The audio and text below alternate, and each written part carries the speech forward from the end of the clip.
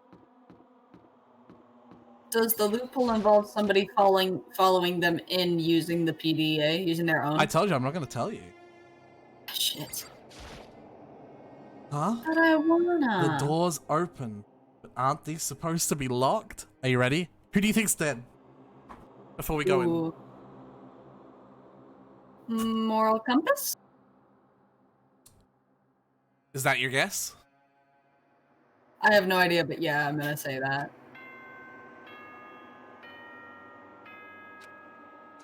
You're not being wrong. For this investigation, I have unlocked the doors. Please look around to your heart's content. Okay. Investigation? All clear now. Just as I thought. Byakuya. See. Judging from what he just said, there can be no doubt. A murder really has taken place. Come on. Say an In the asterisk, locker room. don't tell him. Don't tell him, don't tell us. Shh. Very suspicious. Very suspicious indeed. Wouldn't you agree? Ah, suspicious. It seems nobody searched the locker rooms. Let's start with the girls' locker room. He was muttering as if talking only to himself. Without waiting for a reply, pressed his hand against the girls' locker room, and the door So it's a female.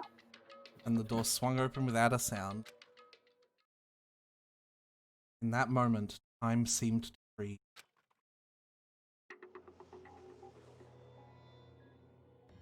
Bloodlust.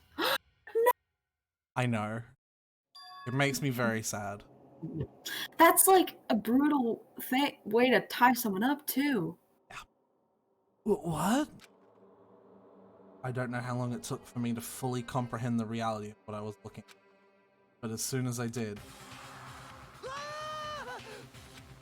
a wild, almost primeval scream escaped from my mouth. Deadly lie. Ooh. Boy's life of despair. I tried to suppress my screaming, but it was useless. It surged out of me like water from a spring, gushing out of the ground. Byakuya, on the other hand, Very strange. Most unusual, don't you think? was totally calm. Almost like he was watching this all unfold in front of a TV screen. I see. Look, Chihiro's corpse has been suspended somehow. And there's something written on the wall in blood. Bloodlust?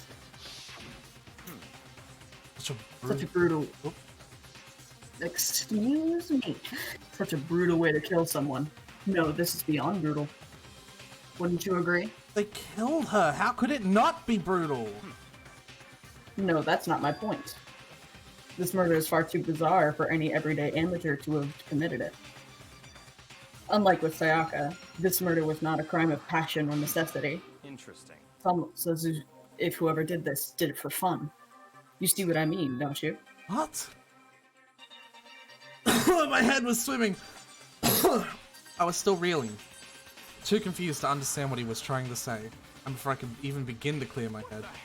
Hey, I heard screaming! Did something! Ah! Chihiro! That's a different one. Hmm. A body has been discovered. After a certain amount of time, which you may use however you like, the class trial will begin. So you didn't get this the first time because Makoto was actually knocked out. And the game will explain this, but essentially one of the pieces of evidence that you have for this whole situation was that a rule in place is when exactly three people find a body, the body announcement will play. Cool. Not less than three, but exactly. What?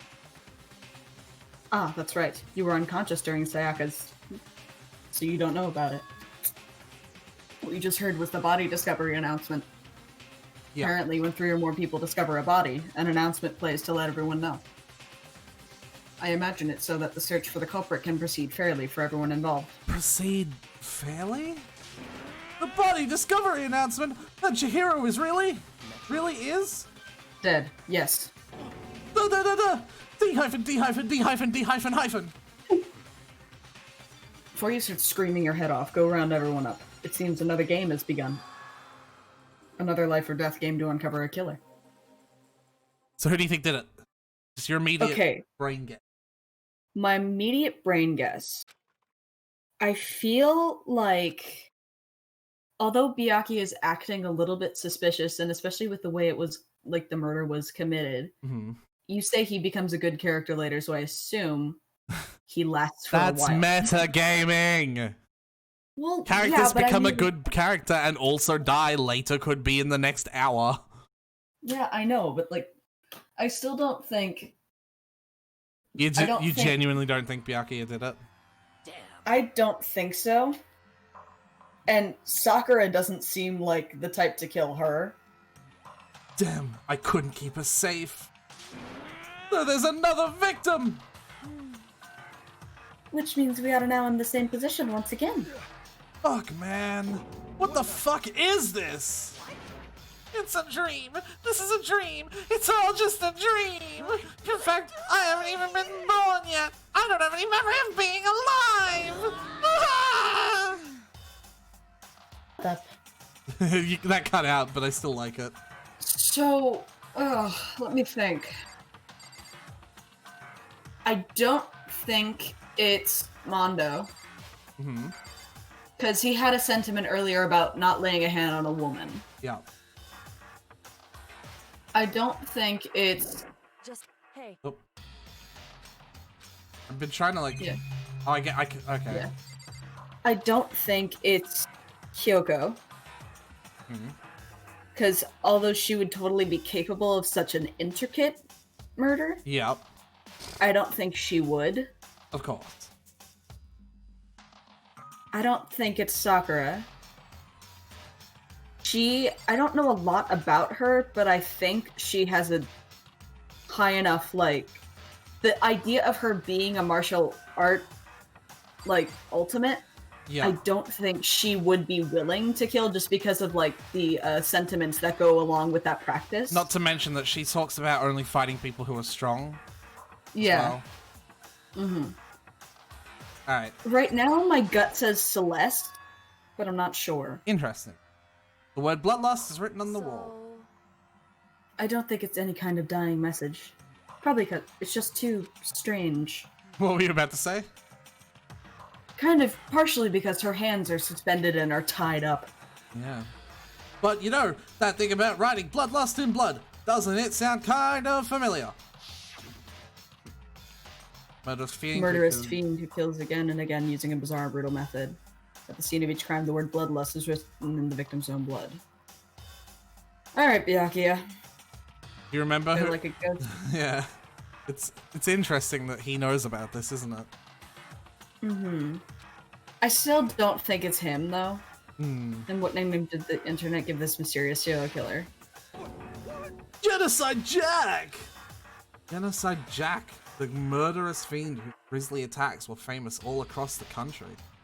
The ultimate murderous fiend, creating a reputation for abnormal, downright cruel killings. What is this? Then this is some copycat killer trying to imitate Genocide Jack's style? But why would anyone do that? Perhaps it's the work of the real Genocide Jack. The real? Wait, you say Genocide Jack is here in this school? No way! There's no way! Going so far as to write bloodlust at the scene, I am surprised at their stupidity. I can't imagine a worse situation than dealing with a stupid murderer. Ah! What is it now? Oh.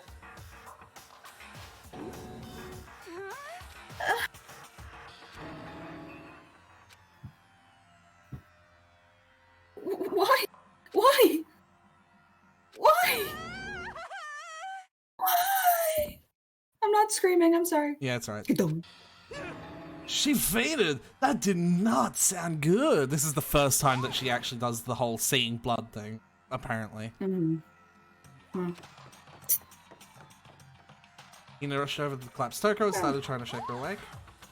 Tucker, are you okay? Come on, wake up! Oh, that's right. I just remember what she said about how she faints anytime she sees blood. So she is homophobic. I imagine she does not watch too many horror films then. This is a violation. This isn't a violation of the rules, right? I mean, technically she passed out somewhere besides her room. No, I think that should be okay. The regulations prohibit sleeping, like, on purpose. Ah, so since she didn't faint on purpose, it doesn't count? Gotcha. Toko, can you hear me? Hey, you gotta wake up. As if she'd heard her, Poker suddenly shot awake. As in, she literally jumped up from where she was laying. It was such a strange reaction, it was like a total lost for words. She leapt straight up into the air, changing her stance as she did. In no time flat, she was just standing up. Ignoring the physical contortions she had to go through, her motions were totally haphazard. I assume the way they were describing that was they were trying to say it like she stood up as if like her feet planted to the ground and then her body just rolled up for, like, you know what I mean? Like in that kind of weird zombie way. Huh? What? Sorry about that. I was just so shocked, you know? It happens, right? Was I the only one? Can I, so this isn't gonna make sense for now, but can I take over Toko's voice for a bit? Yeah. Sorry about that. I was just so shocked, you know. It happens, right? Was I the only one? Toko? Are you okay? I'm fine. Yeah. Whoa, is that a dead body? Hey, you dead? What the heck? So that's why I wanted to take over her voice, because Toko, I mean, you'll learn, but, yeah. She must have hit her head real hard when she fainted. It strikes me that she almost has, like, another personality when it comes to blood and murder. The world has a front, a back, a top inning and a bottom, a top inning and a bottom, a sea of truth and a web of lies. This is quite concerning. I mean, she sounds completely different. No, everything's fine. At least the stutter's all gone. That's a good thing, right? I see. It is clear to me that everything is not fine. Your eye streams seem strangely vacant. It might be best if we take her back to her room for the time being. I don't mind taking her, but could someone help me? If you need help, I don't mind. Taka, could you help me? She totally ignored me. Wow, what a shocker. Very well. You take care of the girl and the rest of us can begin the investigation right away. Can I assume nobody has a problem leaving Sakura and Mondo on the guard duty again? Hold on a second. Rushing to an investigation.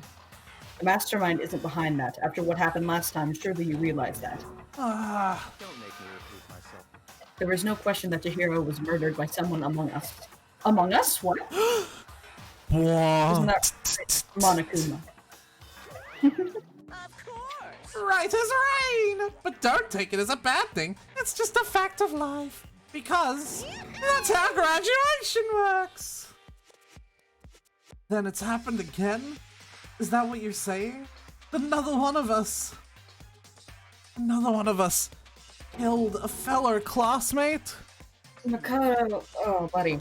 Oh, poor Makoto. He'll learn eventually. What, does that freak you out? You guys got no balls, you know that? Jesus Christ. Is there just nothing down there at all? Well, I'll let you pray to mine if you fucking hell. Fucking hell. Actually, I don't have any either, sorry! Stop monologuing and give us what you came for to get here to give us. You did bring it, right? Sure did, chum.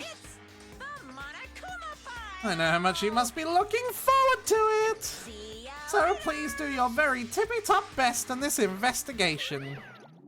No way! Do we really gotta do another investigation? Can I get, like, gut theories out of the way right now before we even get any info? Absolutely. So this is purely off of what I've seen and not looking at anything. So if it's wrong, it's fine. You know that.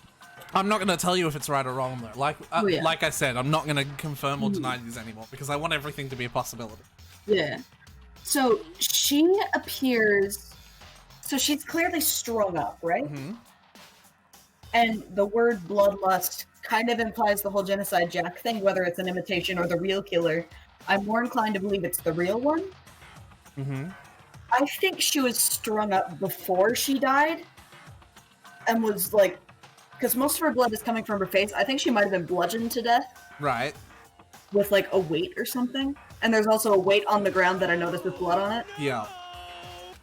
So I think whoever did this clearly fucking enjoyed it. Mm-hmm. So it's someone who's calm and collected, but it's also someone who might also be like clearly fucking insane. Right. Which is why you're thinking Celeste. Yeah. Because she's having those. Either, at this point, it's either Celeste or it's Writer Prodigy. Right. Because. Oh, Toko. Yeah. Toko, yes, that's her name. I thought you were like Writer Prodigy, as in what the writers are going to self-insert, is it? No. No. Because when she saw blood, A, her stutter went away, and B, she like had a completely different, almost ecstatic, almost giddy personality. She had a very different. You're welcome for that, by the way. That's what I did. Yeah. No, and so I think it's either her or Celeste is my go-tos right now. All right. Just because like she seemed really happy to see a murder scene. It was like almost a drug to her. I'd also like to point out you picked 2 other girls, so it does make sense. You haven't picked any boys yet. Mm-hmm. I have not. I don't see any boys committing this one as of now. Yeah. But Byakuya is like, let's check the girls' bathroom first. Also is like... Very sus. Yeah. But I don't think that's enough. Like, I'm still leaning more towards Celeste or Toko. Yeah. You are very enthusiastic about all of this, are you not? How could I not be? If we don't unmask the culprit, we all die. That's true, but to jump into it so soon. What? Do you want to die? Ignorance. Fine, then go off and die Ugh. Right now, go ahead. You're a waste of space. Damn you! Dead body is an object? Chihiro wasn't an object! Show a little respect or I'll beat some into ya! Yeah, he didn't do it. Everyone stop bickering. Listen, there's some truth in what Byakuya said. Yoko? Because If we don't solve the mystery and find the killer, our own lives are forfeit. And if Byakuya is right that Genocide Jack is somehow the one who killed Chihiro, then unless we do something, more victims could start piling up. Forget more victims. If we mess this up, we're all dead meat. hey!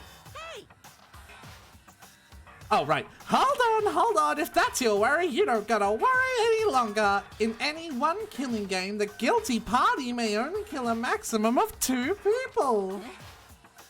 What? I don't remember any rule like that. Actually, I just came up with it. I mean, if one person went around and killed everyone, your lovely student life would be all over. The new rule has been added to the regulations. So then. In that case, why not limit it to 1 person? hey, Well, in a good mystery, you don't want to miss out on at least the potential of a serial killer angle. Just one would totally murder that possibility. Farewell. I've been holding my nose for him. Farewell for now. I'll catch you guys at the class trial.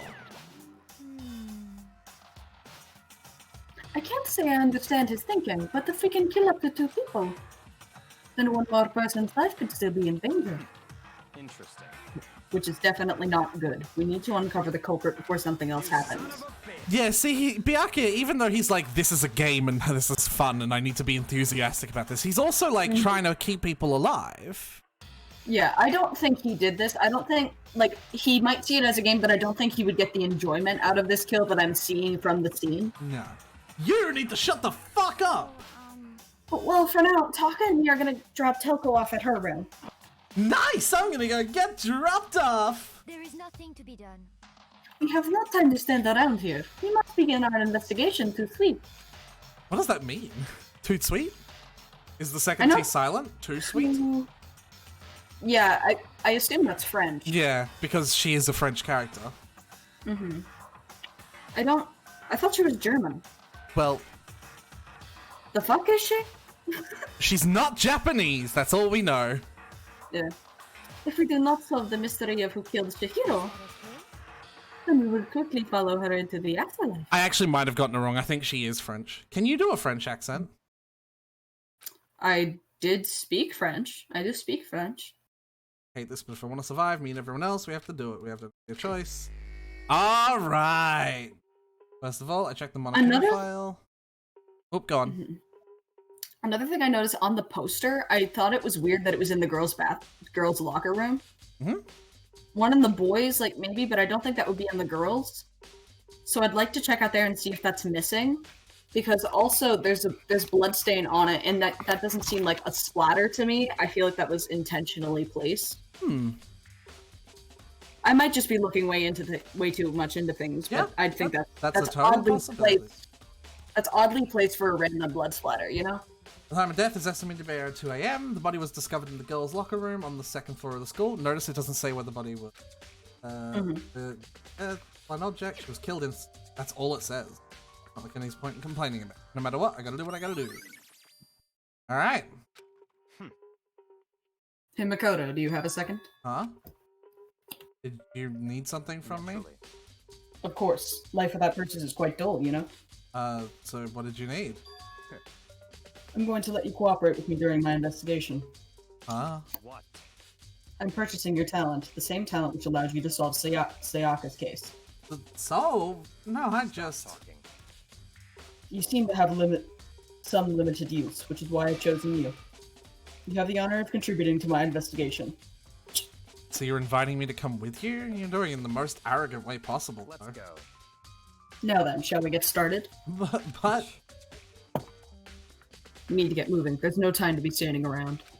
I don't really know what just happened, but it looks like I'll be working with Byakuya on this one. Alright. Alright. So what first? So let's look at the poster, because that's the first thing that comes to mind. Poster's got some blood in it. It must have happened during the murder. Oh, Keep it in no mind, shit. though. Keep it in mind, though. yeah. The weight.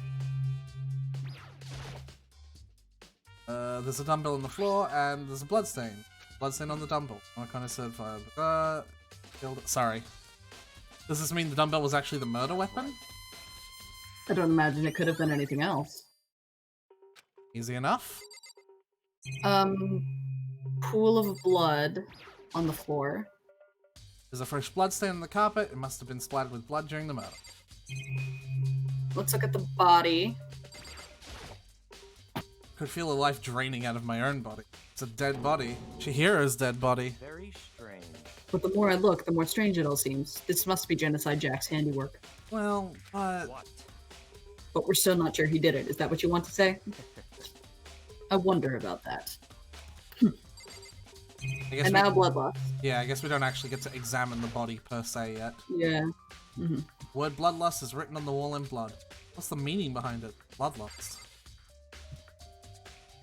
Okay. That word also makes me lean more towards Toko. Yeah. Just the wording of that. She took her time examining Chihiro's corpse. She poked and prodded, going over every inch of the lifeless body. You're a very strange woman, you know, being able to touch a dead body with absolutely no trouble. She seems to be concentrating pretty hard. It's like she can't even hear us. Alright, Sherlock. That's just the monitor.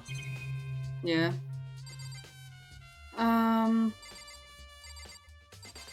Well, Byakuya is our assistant, so we should probably talk to him. Yeah. Let's talk to him. Well, we're his assistant. Well, If you have never time. mind. Let's talk to people then. Let's start with Sakura. I use this locker room all the time. Now it's become the site of Chihiro's death. Why was she killed in the locker room? Actually, if you think about it, she could have been killed somewhere else than carried here. She was very light, this is true. It wouldn't be hard for someone to carry her, but still, I still think she came here on her own by choice. What makes you say that? She'd been talking a lot lately about how she wanted to get stronger. You're saying she came here to exercise? But according to the Monokuma file, she was killed around 2 this morning. Would she really have been exercising that late? Hina or myself are usually in the locker room during the day, so she was probably avoiding it then. Avoiding it? Although we invited her to join us more than once, she never showed up. So I can only assume she was trying to avoid us. And instead, she came to exercise in the middle of the night? However, Perhaps, but it is difficult for me to imagine she would have come alone. She did want to start exercising, but she specifically mentioned she couldn't do it by herself. She needed support from others. So you're saying she could have come here in the middle of the night to train in secret, but she would also need to have come with someone else. It's a possibility. Interesting? Come on, though. Dude had a real complex about being... You heard Chihiro talk about it, right? I need to get stronger. Yeah, I do remember she said that more than once. Sure did. Which, I guess explains the trip down here. But did she really need to get stronger that badly? You already mentioned it, but she was a girl after... Most girls aren't that strong. Oh boy. I don't know, man. I haven't really thought about that stuff. The cause of Chihiro's complex. I can't help wondering what it might be. Now I believe it's about time for us to move on. What? Already? What? New clues won't magically appear by standing around here. We need to check every aspect of this case. That's true, but... Go. If you're satisfied, let's hurry up and proceed. He's so pushy. I got caught up with the wrong person this time.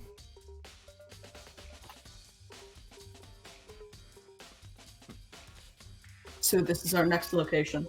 This place is related to the investigation? Figured it out for yourself. It's no fun if you don't, right? Okay, let's look at... Did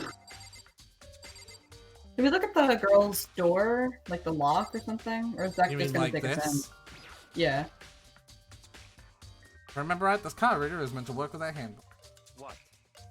Do you have an issue with it? If so, you should take it up with Monokuma. He said that, then quickly and sharply clapped his hands. Did you call for me? You called for me? Has he been domesticated? That's right. Seems that Makoto... It seems that Makoto has a question for you. Need something? Sure, what's up? Well, it's just about this card reader. Yep. Yeah, the card readers have all been designed to interface with each of your handbooks. You can only enter the lock room corresponding to the gender listed in your individual handbook. And it's impossible for two people in a row to go through while the door is unlocked, correct? If there was some sort of erotic terrorist on the prowl, the ceiling-mounted cuddling gun would initiate a Swiss cheese slaughter! And the school regulations prohibit anyone from lending someone else their handbook, correct? Of course. Correctly correct! Then, that means only girls can go in the girls' locker room, and only boys can go in the boys' locker room. In other words, Chihiro's body being found in the girls' locker room means... Hey Makoto, I can see right through you. See right through me? Allow me to tell you what you're thinking. Since Chihiro was found in the girls' locker room, the killer must have been able to get in there. Words. As such, the killer must be one of the girls. Did I get it right? Ignorance. Good lord, you're simple. But am I wrong? You should pay closer attention to the regulations. The answer has been right in front of you the entire time. Loaning your e-handbook to another student is strictly prohibited. Only the act of loaning a handbook is prohibited. Borrowing someone else's is perfectly fine. Oh. You were right with the whole stealing one. Mm-hmm. I would expect nothing less from the prodigal son of the noble Tagami family. So you managed to sniff out the loophole in the regulations. Knowing you, I bet you created it on purpose, didn't you? To add a little more excitement to things. You're treating me like a puny little appetizer instead of the main course that I am. Now then, since the dead can't actually talk, they're not people anymore. They're things. Get it? Got it. Good. Wait, you're saying that that's a loophole, but in order to borrow something from someone, then that means someone would have to learn it. So, so sleepy. Just listening to you makes me want to pass out. Be more like Byakuya and get your poop together. Unbelievable. There's also another loophole in the same rule. Yes, there is. Or else I'll charge you with criminal negligence. No more questions. Figure out the rest on your own damn self. That's fine. Well, I know you are unfortunately lacking in mental faculties, so I'll fill you in myself. Let's head to the main hall. The main hall. That'll help you understand what's going on. Card reader has been added. To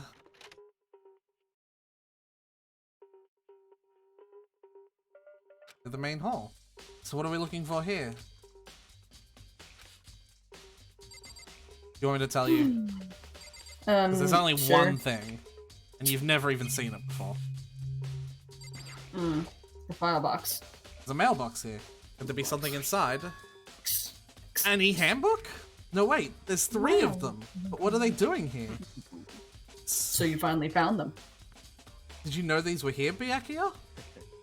I happened to find them by chance myself the other day.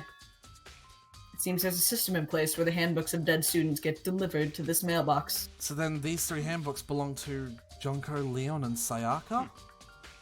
You can go ahead and confirm it yourself. I immediately turned on one of the handbooks, and when I did...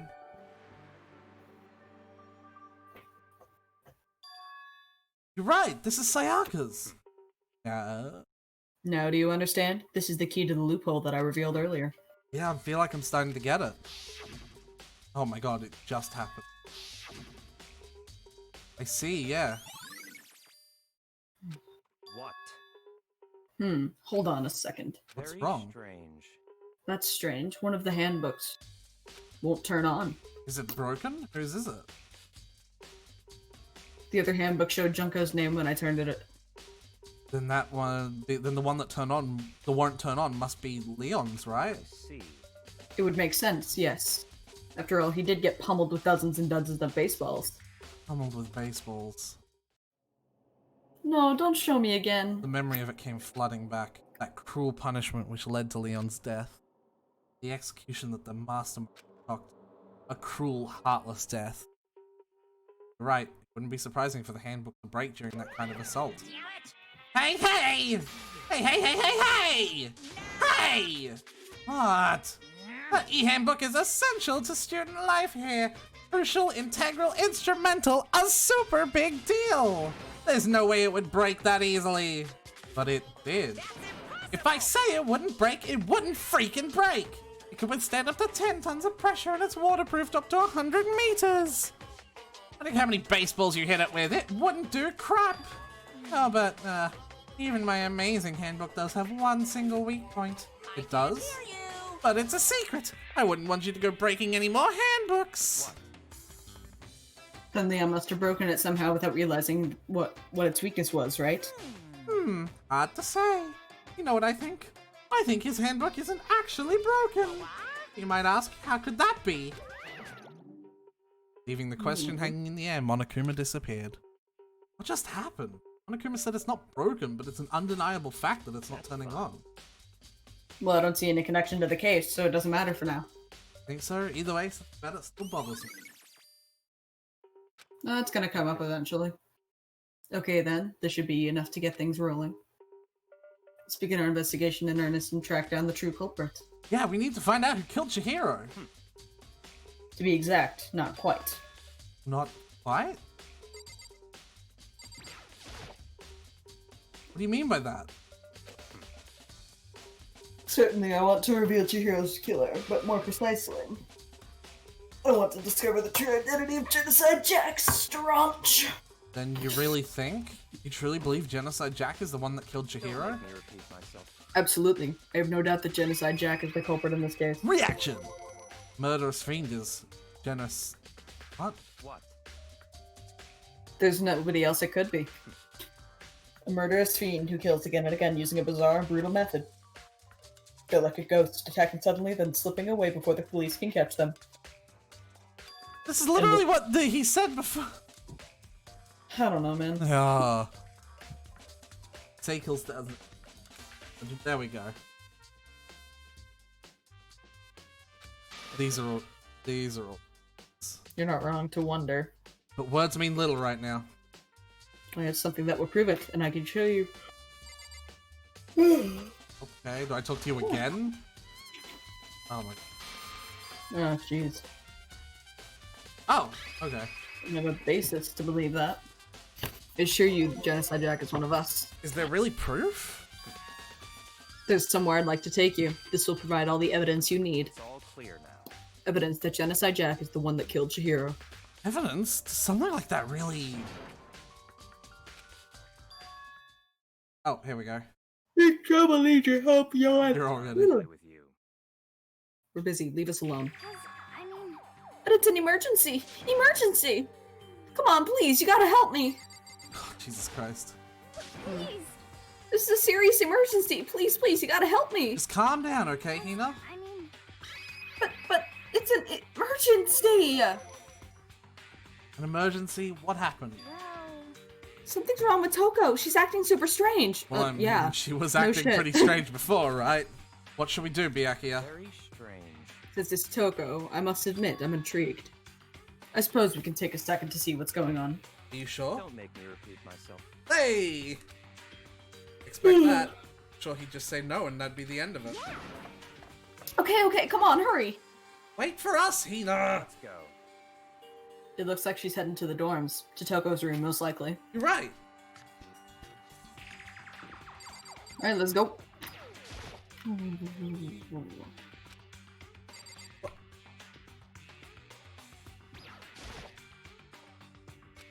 Maybe talk to Hina? Yeah.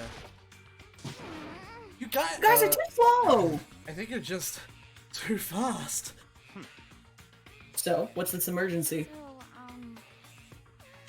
So, I'm yawning a lot. Yeah. well, after what happened in the girls' locker room, we left Toko in her room so she could lay down. After a while, we came back to check on her. You know, see how she was doing. But it was weird. Alright. She refused to come out, and she kept saying all this weird stuff. Weird stuff? That's fine. We should try talking to her ourselves. Yeah, good idea. You'll be doing her voice again. Okay. You may as well give it a shot. Ding dong. As you can see, she's back to... Hmm. Holy crap! Aura of negativity flowed out from behind the door, forcing a gasp.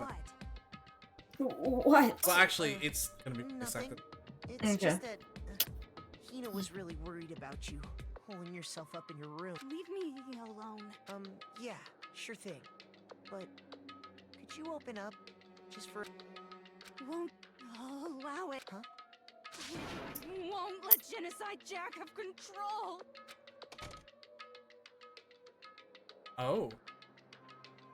Okay. What was that? It's been acting like that the whole time. When I rang a little while ago. We're seeing Hina's. Oh, to drive out the killer. To drive out the murderous fiend. It doesn't make any sense, right? I was afraid to leave her in there alone, so I tried to bust down her door. But it felt like something was holding it shut on the other side. I couldn't even budge it. Toko was scared enough to bar her door? Does she think the same thing as Byakuya? Does she think the serial killer Jack really murdered Chihiro? Is it just me or is this way too easy? Yeah, funny that. Is that why Toko's so scared? But... whatever it is, I'm really worried about her. Isn't there anyone who might be able to persuade her? Also, I recognize the voice actor who does Makoto. I think. I wonder who could persuade Toko. Hey, Byakuya. Hey, Byakuya, you think you could ask her? Come out of her room, I mean. That's fine. Sure, whatever. Huh? You're gonna talk to her, Byakuya? Wow, I guess you can be nice when you want to. Byakuya stood in front of her door and pressed the moment. What do you want? Leave me alone. You're all so annoying. Ah, Byakuya. It's Byakuya. Byakuya. Yeah, I know. Byakuya. I'm sorry. I couldn't keep our promise. But don't worry. Never again. I won't let Genocide Jack have control ever again. And that the door slammed shut. Even Byakuya couldn't pull it off. Nothing. There's nothing.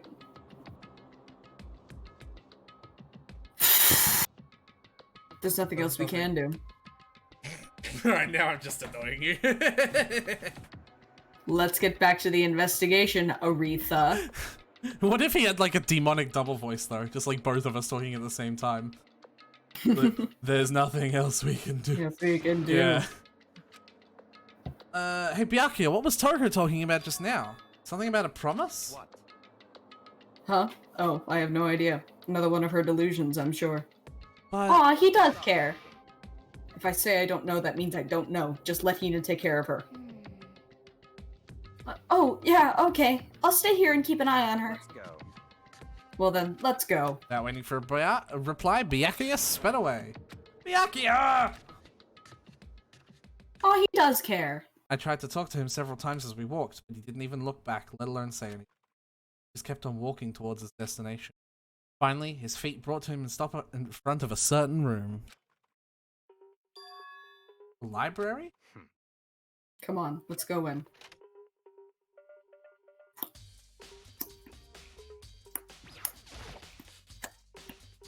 Oh, we never actually checked this door. Yeah, this is the archive. Hurry up and go inside. Oh, here? Let's go. Well, that makes sense what you're inside. Yeah.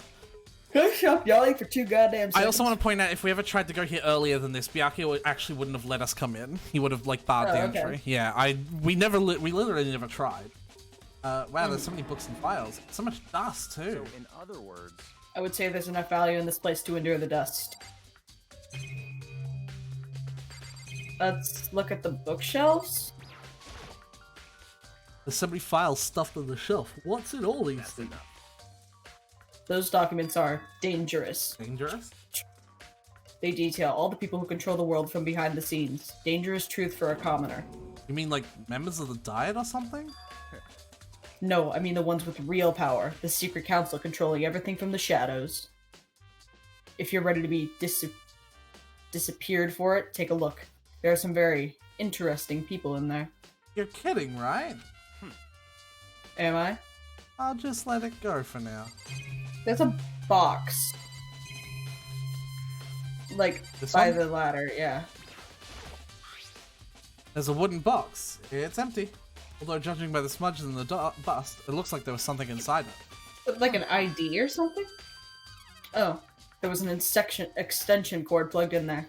It proved very useful while I was in the library. Extension cord, huh? Each of the Lamp. books actually will be something different this time. Oh, okay. Books, then. Yeah. This shelf is stuffed tight with files, not really thinking. I picked up one at random. Ah, you have a sharp eye indeed to select that file. Huh? That's the report on a presidential assassination. The original is kept at the National Library.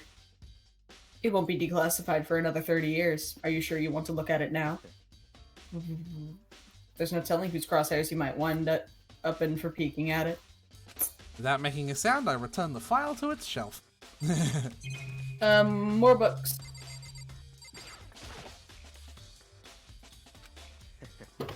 If you're thinking of looking through any of them, let me give you a little warning. Those things are filled with graphic, disturbing photos from all kinds of crime scenes. It's the kind of thing any normal person would never want to look at. Be careful. What do you mean?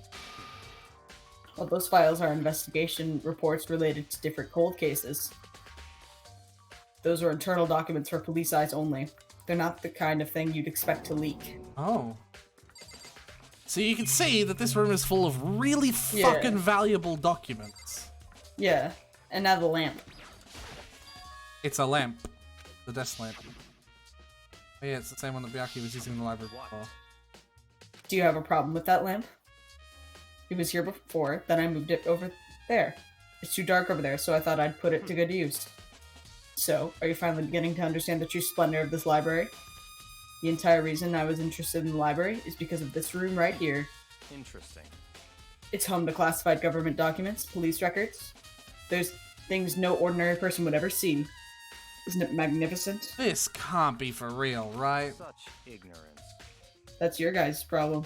Anything that doesn't fit into your preconceived reality, you label it a lie. Well, it's not that, it's just... It's not like I totally refuse to believe it, but, I mean, there's just so much. How could anyone have put this all together? Suppose it goes to show just how much hope Peak truly wields. Or perhaps, the mastermind may have wanted to provide us with enough entertainment to keep us from getting bored. No use. I can't keep up with all of this. It's just too unreal. What's wrong? You still can't believe it? What about you? How can you believe it so easily? Things like that are usually impossible. What do you mean, usually? Usual, normal, ordinary, simple, those things don't exist anywhere in the real world. If you don't understand what they actually represent, you don't understand the nature of anything. You don't pull your punches, do you? Besides, what you consider usual is based on your common sense, right? But what makes you think your own common sense applies to me at all? The documents gathered here are genuine. I reviewed them multiple times, so there's no doubt. Hold on a second, you're saying you've read all these documents, and more than once? But that all has to be, like, top secret confidential stuff, right? So why... My family has a reading room just like this at our home. Ours is bigger, of course, and not as dusty. Huh? Members of the Tagami family have access to any variety of government-related documents. That includes foreign powers as well as domestic. How is that possible? So, in other words, I already told you, there's a secret council that controls the world from the shadows. My family is a member of that council. And I have within me the bloodline that will allow me to one day bend the world to my will. But to become such a ruler, I must know all levels of this world backwards and forwards. So whenever I have time, I like to review whatever documents and materials that interest me. Which is why I can proclaim, without a doubt, that the materials gathered here are the real thing. This is beyond believing or not believing. Byakuya is actually starting to scare me more than the actual master. And what also always interests me the most were the cold case police investigation reports. Reading through those reports has always been a hobby of mine ever since I was little. That informs a lot of his personality. Yeah. It's excellent mental exercise. I've solved more than a few of those cases just by reviewing the reports. And among all those reports, one of my recent favorites is the Genocide Jack case. As he talked, Byakuya grabbed a specific file from the shelf. right. This is the only complete case file. Every single report surrounding the Yeah, Genocide Jack he's case got a long, has been compiled in here. got a lot Yeah. of talking. Because there are so many, allow me to quickly summarize the main points, because why not give Snow even more reading to do? Do you want me to take over Byakuya's voice? No, that's okay, it's not that bad. Okay. To begin, there are two notable characteristics in every Genocide Jack murder. The first characteristic is that every crime scene, the word bloodlust is written in the victim's own blood. Ah. Yep. And the second is that when the victims are murdered, their bodies are suspended in a certain way. Bloodlust is written in blood. Bloodlust is written in blood Oh. and the victim's body is suspended. It's exactly the same as what happened to Chihiro. Save your surprise, the best part is yet to come. For the second characteristic, where the victims are suspended, the only ones who knew about that particular fact were the members of the police and other higher-ups. By all accounts, nobody in the media ever found out. Huh? In other words, no one on the news, no one online, nobody knew about that aspect of each crime. Only key officials and the killer himself knew about this act of mounting the victim. Now, if you recall Chihiro's corpse, Yep. her body was most certainly mounted in this fashion. So how could the killer have known about suspending the victim? That's right. That's the key question. It's either me or somebody else. Yeah. But in fact, the answer is quite simple. So, in other words, The culprit isn't a copycat killer, it's the real Genocide Jack. Ugh. in other words, That right there is the evidence that Genocide Jack has hidden himself among the rest of us. And then Genocide Jack is really such a brutal, fiendish killer is walking around among us? interesting. Things are really starting to get interesting, aren't they? I never imagined a killer with such a reputation would ever become part of our little game.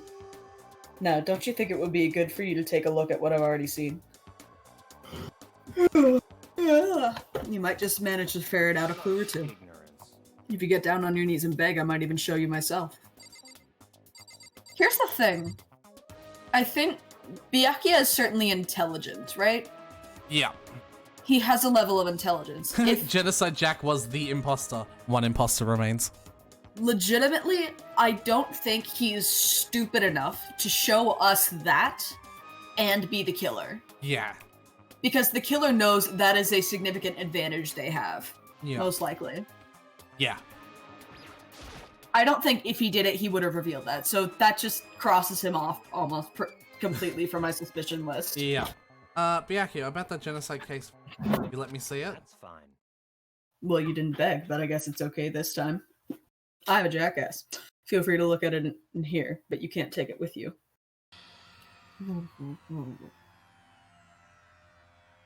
Byakuya handed me the file and I flipped through it with tense nose fingers and stopped. I reached the photos. My hand reached the photos. The names of Genocide Jack victims ran several pages. Ken Harada, Tetsuhiro, Shoji, Kano Aise, Takeshi, Komatsu, Takafumi, Yoshida, Takeshi, Yuto. There was no end to it. But one thing that became perfect clear is I read. All of the killers were killed and suspended the exact same way. And at the scene of the crime, bloodlust was Brooklyn in the murder's blood. Now take a look at the next page and you'll find another interesting tidbit. The next page. Let's do this camera angle again. Profiling results. All of the crimes took place either on weekdays at night or during holidays either day or night. The most common time for the killings to take place was on holidays in the afternoon. Based on these facts, it could be suggested that the suspect may be a student. Evidence suggests that the suspect lingered at the scene, but when they did leave, they were in a panic. Because an eyewitness has never come forward, it's unlikely there's an external reason. This confused behavior suggests that the suspect may potentially suffer from dissociative identity disorder. So, Toko then. So in other words, The key point here is that the culprit may well have a split personality. A split personality, like the thing you can't, like the kind of thing you see on TV. So I'm part of a another totally unbelievable story. But this one is way more unbelievable. Yeah, fuck all the people who have split personalities. That's an unbelievable thing. Wow. Yeah. Or maybe it really isn't. I don't know. I feel like my mind has gone numb. let's go. Alright, we should get going Alright. soon. Can I? What's up? Never mind. No, go on. What were you thinking? You keep stealing my voice, man. Oh, I thought that was Makoto. No, all of that has been Byakuya. Well, not this. No, yeah, but like... it's Yeah. fine, just keep going. Yeah, all of this is Makoto. No, yeah. Oh, did I take a bunch of Byakuya lines, did I? Yeah. Well, I'm used to doing them, that's all. Yeah, that's fine. Anywhere but here. We finished our business here, haven't we? Wait, Byakuya! Sorry. Another thing I noticed about the Genocide Jack file is that all of the murders were done with scissors. Interesting. Well, this is where we part ways. I have some things I need to take care of before the class trial. Huh? Just all of a sudden? Like that? I don't have time to play with you. Come on, enough of your annoying misapprehensions. Did you really think we'd be together the whole time? Take responsibility for yourself and do something useful. Move the investigation forward on your own. Bye. Well, goodbye. And just like that, it was gone. Just as quickly as he'd asked me to join, cut me off. In the end, I felt like I was just some plaything getting tossed around. At the same time, I'd uncovered some really important clues thanks to him. Genocide Jack, he's the one that killed Chihiro. And that murderous fiend is one of us! But who is it? I have to Yeah. find out, no matter what it takes. And to do that, there's somewhere I have to go to investigate one more time. I have to go back to the crime scene. I should check out that. Yep. Alright. So, crime scene first. In fact, that's here. I'm trying to figure out. It strikes me as odd that in this case, Chihiro was bludgeoned to death, like she was beaten with the weight. But the other crime scenes suggest a method of like stabbing, Yeah. which are two very distinct styles of killing and represent different things. Not to mention, you have to kind of pay attention to that kind of thing when you're talking about a serial killer because they have a pattern. Yeah. Serial killers have a pattern. They have a call sign. And I feel and the females have sewing kits, so there was probably most likely access to some sort of scissor or stabbing item. So why was she bludgeoned to death? Is it not Toko? Interesting. We'll have to find out. That piece is really throwing me off because there's a very distinct MO when it comes to like stabbing that represents something like that's a different feeling than bludgeoning someone, different senses of power over the situation, different like ways of reasons to want to commit murder. No, I completely agree with you. Okay, so what do we want to do here? Are we supposed to recheck everything? Well, I Can we think we check should. the body? I think we should talk to Kyoko. Oh yeah. Sherlock. Hey Kyoko, have you made any progress in your investigation? generally speaking. However, But I have to get going. I have something unrelated to take care of. Something besides the investigation? What is it? well, Nothing you need to worry about. Just concentrate on the murder. But so then, Before I go, let me give you one piece of advice. You should examine Chihiro's body one more time, thoroughly. Also, her handbook is missing. You might want to determine its whereabouts. That's it. I'll be praying for your success. that, Kyoko turned and left the girls' locker room.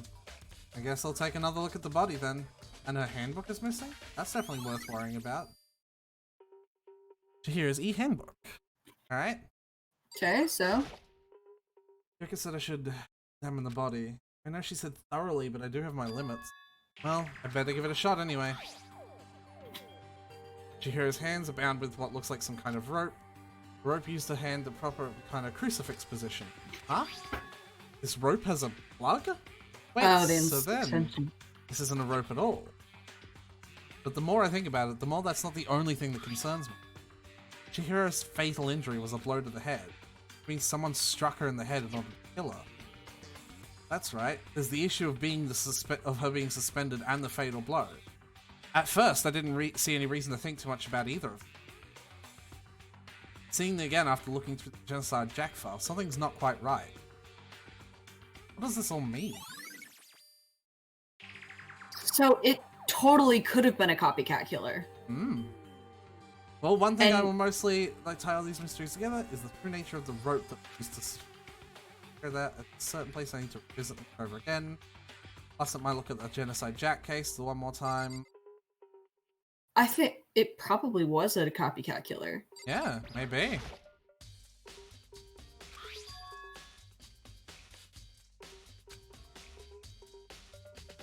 Yeah, that was from the boys' locker room.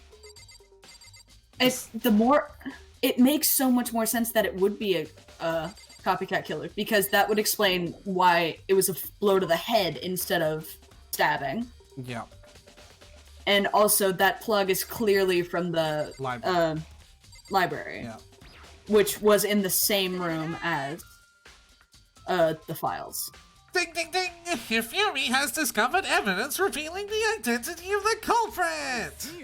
Another stat increase for me! Evidence? What did you find? I cannot reveal that just yet. But I guarantee that what I found will steal the killer's breath from his lungs! Sure about that? Oh yeah, Miss Ludenberg said she'd witnessed something worthwhile too. Really? What did she see? She refused to tell me. It's like when a girl bullies the boy that she likes. Right? Right? Okay, so where is Celeste now? The warehouse by the dorms. She was there, but at the same time, not there. What's it gonna be? Alright, this one's closest, so we'll do the boys' dorm. Mm-hmm. And the poster has switched. This poster, it's a popular boy band called Tornado. Somehow it doesn't seem quite right. It doesn't seem to quite fit the boys' locker room. Oh, but that reminds me. There's something strange about this. The boys' locker room, there's a boy band. The girls' locker room, there's a poster of a big-breasted swimsuit model. Could the posters have been switched? If they were, why? What reason would anyone have? Maybe I should a little bit more about the locker room. There's a stain. There is a stain. It's a poop stain. Strange stain on the carpet. What is it?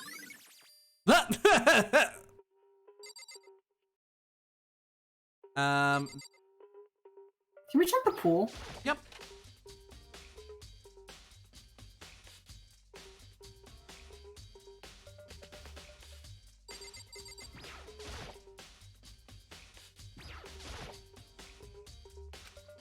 Nothing in the lockers. There's nothing in the pool. Oh. Okay. That's disappointing.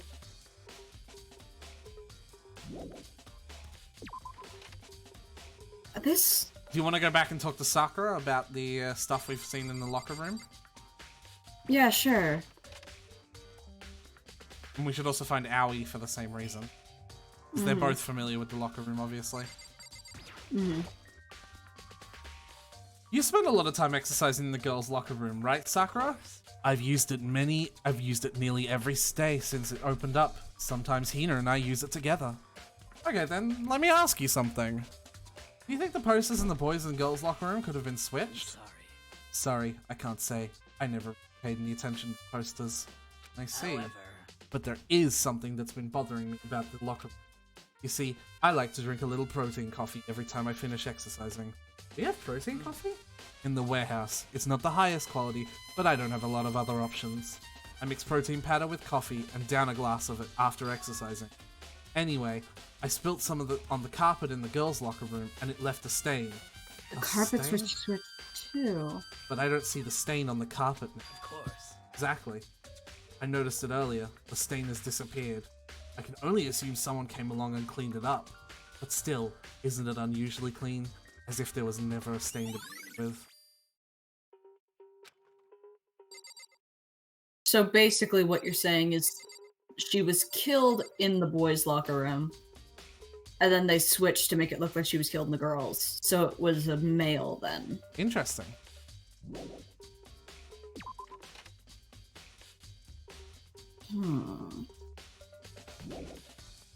Alright. What's next on the docket?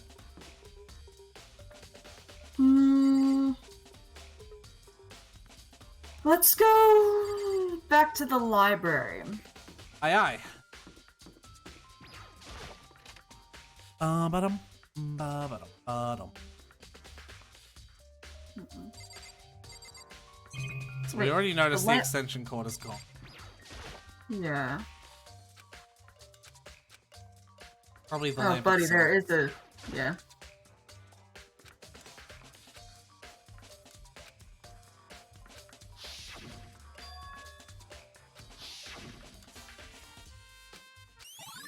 Yep. Oh, it still could have been a girl because they could have stolen, Leon's handbook. Remember, Leon's handbook isn't even working. I know.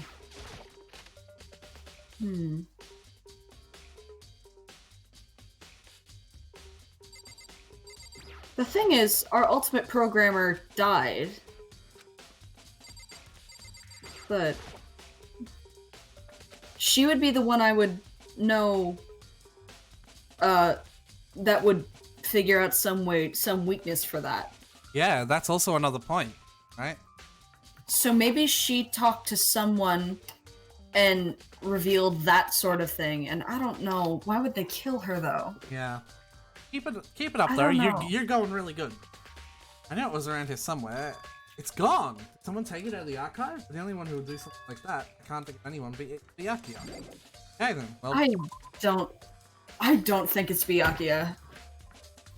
He's revealed way too much information about this that he could have easily kept hidden, and he's intelligent enough to know that. I don't think it was him. yeah. Alright.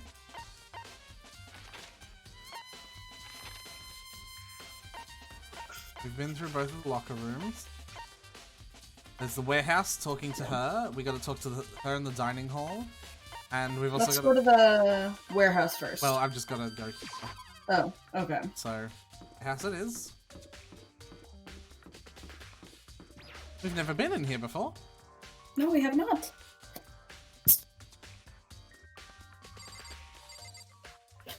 Well, it's exactly what a warehouse is.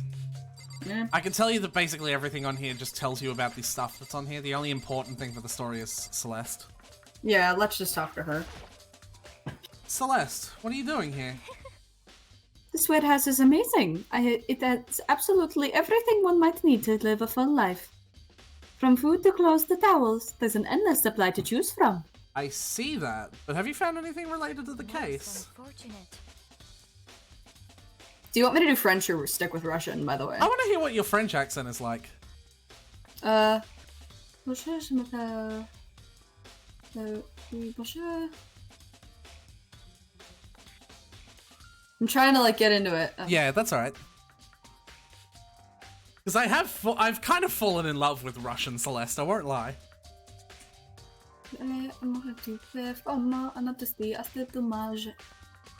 I knew you were going to ask me that. That's still Russian, hold on. Yeah, right? C'est bon, bonjour, je m'appelle Snobert, je très faire. Just saying words I know at this point. Faire. Yep. I could be wrong as well by saying it's French. I'm gonna look up what I nationality. thought talking about Because I thought it was German, because Ludenberg is a German name. warehouse. Warehouse. Ah. Très bon. Je. I'm just gonna stick with Russian for now because I need to like. Actually, no. I'm gonna do this. I just have to figure it out. Well, hold on, I'm looking it up. Lemon.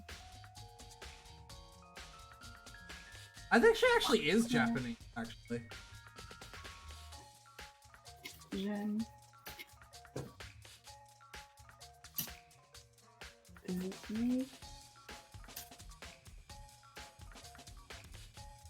I thought talking about the warehouse itself might misdirect you. But I see it was pointless. But still, Just you know, Russian. just do Russian. I like Yeah. it. Then did you find something? very well. I will tell you, and only you. Naturally. Last night I saw her here. Chihiro was in the warehouse. What? Really? Indeed. This was right before nighttime. Hmm? What are you doing out this late? Oh, I was just... Are you planning to go exercise, perhaps? What? How did you know? Because I can see a blue track jacket sticking out of that duffel bag you're carrying. Oh, you're right. Thanks. Well, I'd better get going. I'm kind of in a hurry.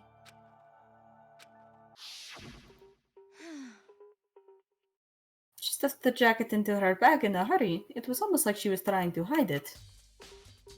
And just like that, she was gone. Yes, indeed. I assumed she was merely stocking up to go exercise in the morning, but it would appear she ignored the nighttime rule and headed directly to the girls' locker room. If she hadn't broken our rule, none of this ever would have happened. You get what you deserve, I suppose. Jesus. Well, apparently, she went to the girls' locker room late night that night to exercise without anyone knowing. The strange thing is, there was no trace of the jacket, jacket or duffel bags. Les said she saw she. I was gonna say. Which would mean the killer would have gotten rid of it somehow. Do you want to look at anything in here? Nah, not right now. I assume it's all just like, there's stuff in the warehouse. Wow. Cans of Who food, would've thunk? towels. Ooh, what a funk. Yeah. Basically everything we just got from Celeste. So let's talk to Owie. Eee. Oh, Hina, how's Toko doing? Same as before, she won't come out and she just keeps on mumbling something about Genocide Jack. So I just left her there. You left her? Oh, that's a good idea. My head was all swimmy, so I was getting pretty hungry. Oh, but don't worry, I'm gonna head back as soon as I'm done eating. Toko's not exactly pleasant, but I'm still worried about her. Speaking of which, what are you eating? A donut, of course. Of course. There's two things I'm sure God created: outer space and donuts. Really? I fucking love Owie. I bet Chihiro would have liked to eat more donuts. Maybe that was her one big regret. I should have tried to spend more time with her. Come to think of it, who did she spend time with? Well, Yeah, she was a little bit strange. Didn't really hang out with the other girls much. It was like she was trying to keep her distance from us. Actually, Sakura said something similar. She said that even though you and her invited Chihiro to exercise with you, she always refused. yeah, totally. Yep, it's true. And it wasn't just us either. It was like she stayed away from all the girls. Was she just shy? I don't know, she talked to the boys all the time. Isn't it kind of weird to be shy around your own sex, but totally fine with the opposite sex? Oh, wait, maybe! Maybe she was used to guys spoiling her. The law says you can't judge a book by its cover, right? I think so. I never really saw her as that kind of girl. Oh, we have all the information. Did she try to go to the boys' locker room? So, I'm getting of waiting. Shall we just plunge right? It's the moment you Yeah, remember. yeah. Please go through the... So, now that we have all the information, who do you think? I mean, we technically don't, because several people have said they have extra clues. I'm not sure on this one. Yeah? I'm gonna say a sneaking suspicion right now. It's not who I think, but I think Chihiro might have been the one who stole Leon's book and went to the boys' locker room. Oh, yeah? I don't know why, but that's what I think. And so it might have been a boy who might have already been in there. I don't know. But I think she went to the boys' locker room for some reason. Come on. She's a crucial part of the class trial this time. Okie dokie, I'll go ahead and drag her out here, kicking or screaming. Just one moment, please. And just like he said, a few minutes later, he reappeared, dragging Toko behind him. I told him I didn't want to, but he forced me. I can't believe you would drag a girl around. Terrible, you're terrible. Woo! So now everyone's here, right? Okay then, hustle onto the elevator and let's get this show on the road! I'll see you guys down there. Let's go. So, shall we get going? It's time to find out who killed Chihiro. Chihiro Fujisaki. She was so gentle, so calm and meek. Nobody had any problems with her. Someone made the choice to kill a girl like that. And that murderer is one of us. Someone standing right here. Shall we go? Shall we begin? He's not saying anything. Do you want to talk to anyone or do you just want to go? Let's just go. We have no choice, we have to do this. Yes. Give someone non-reply with one last breath. Yep. Same as normal. Oh, there's less people on this screen now. Yeah.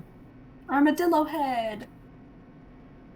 As we went in deeper, the uneasiness in my heart grew bigger and bigger. The elevator was unaffected, however, and continued to descend without hesitation. It's almost like they said that the last fucking time we were here. The elevator oblivious to our anxiety. Yada yada yada. Until finally, came to a sudden stop. He redecorated. Isn't it so fresh? Isn't it so exciting? Don't waste our time with stupid questions. Let's get this over with. Good, good. You're rip-raring to go. I gotta say, I don't hate it. Not at all.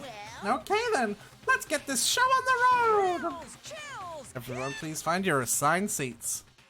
And so, the curtain once opened again. This is gonna be interesting, because you're not helping me either, are you? Nope. I suck at this part. But I suppose... Those are all the skills we have, I think. Yep. Can we use all of them? Yep, we have enough. I've got them all equipped already. Okay. Cool. You want to have one last look at any of these in particular?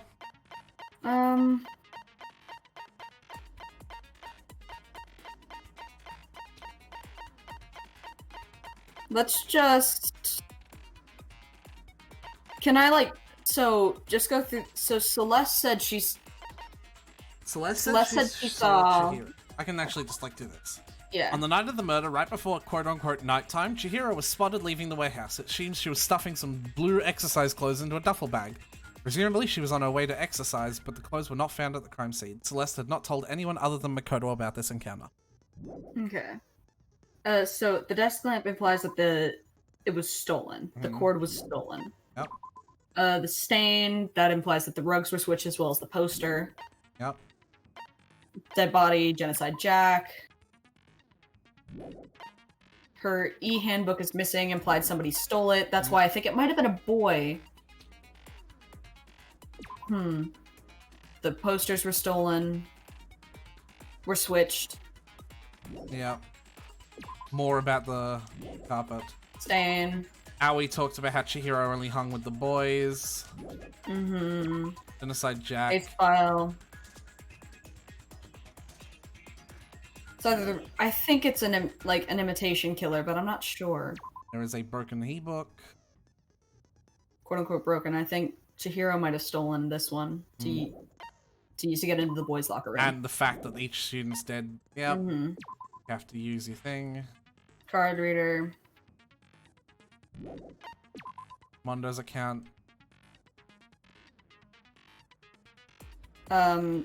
Yeah, Dumbbell was probably the murder weapon. Yeah. Sakura saw that. Thought it was weird that she never... It took up their saw. invitation to help. Yeah. And this is the status of the body. Mm-hmm. Okay.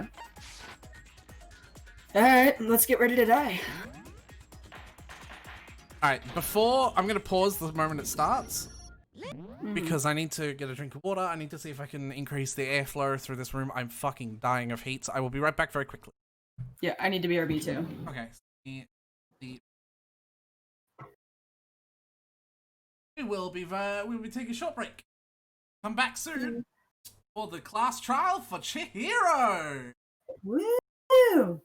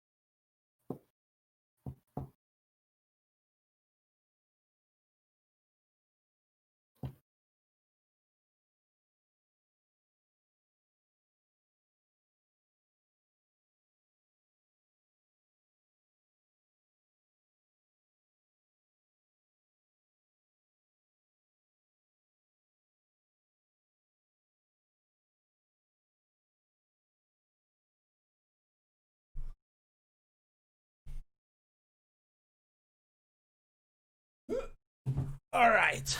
We are back. Welcome back.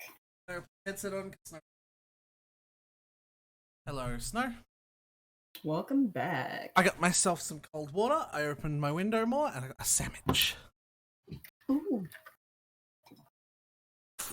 Yeah, I got a tuna mayo and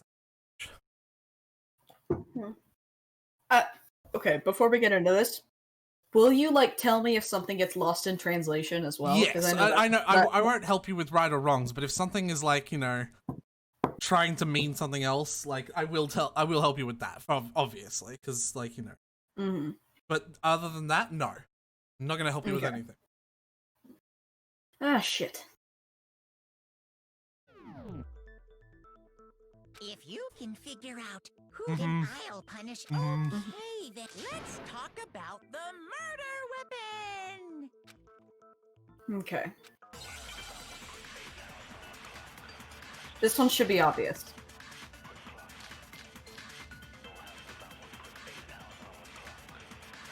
Case file, desk lamp, and dumbbell. Whoops. Trying to remember how to. Mhm. That's right. I'm trying to remember how to. I'm sorry. I'm trying to remember how to. Mhm. That's fine. That's how to fire it. Okay. That's wrong. Yeah. That certainly would make for a powerful weapon. So use the dumbbell on the pipe if that was the last There one. you go. Yeah. Mhm. Chihiro's fatal injury. There we go. Mhm. According to the Monokuma file, the killer used what kind of blunt instrument? I bet There was an iron pipe. Yeah, there we go. Yeah.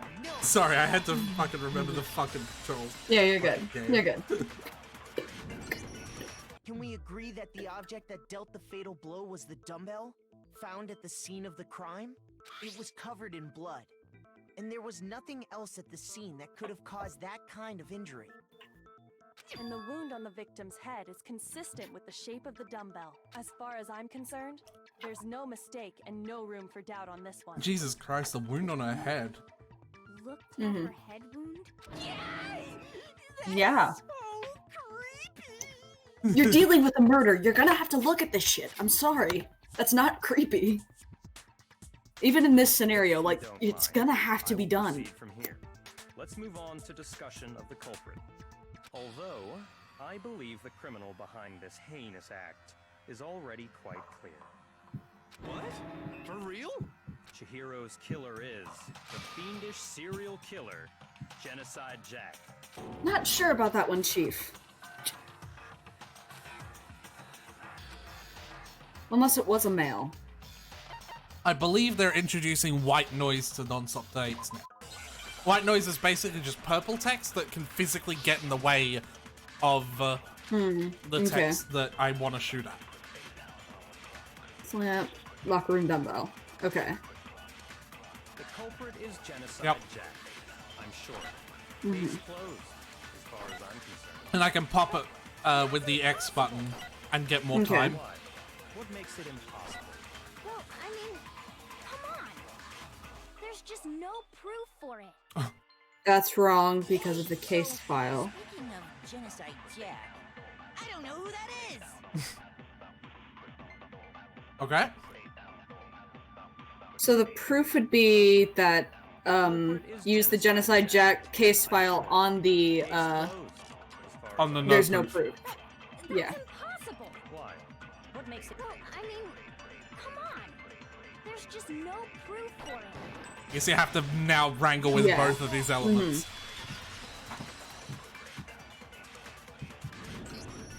I might know one reason he could be involved. What? I found this file while I was looking around the archive in the library. I guess it's some kind of confidential file the police put together about the Genocide Jack case. What? That's kind of weird as shit, isn't it? What was something like that doing in the library? The why of it is probably more trouble than it's worth. So let's forget about that for now. More importantly, it outlines all the specifics of every Genocide Jack case in exceeding detail.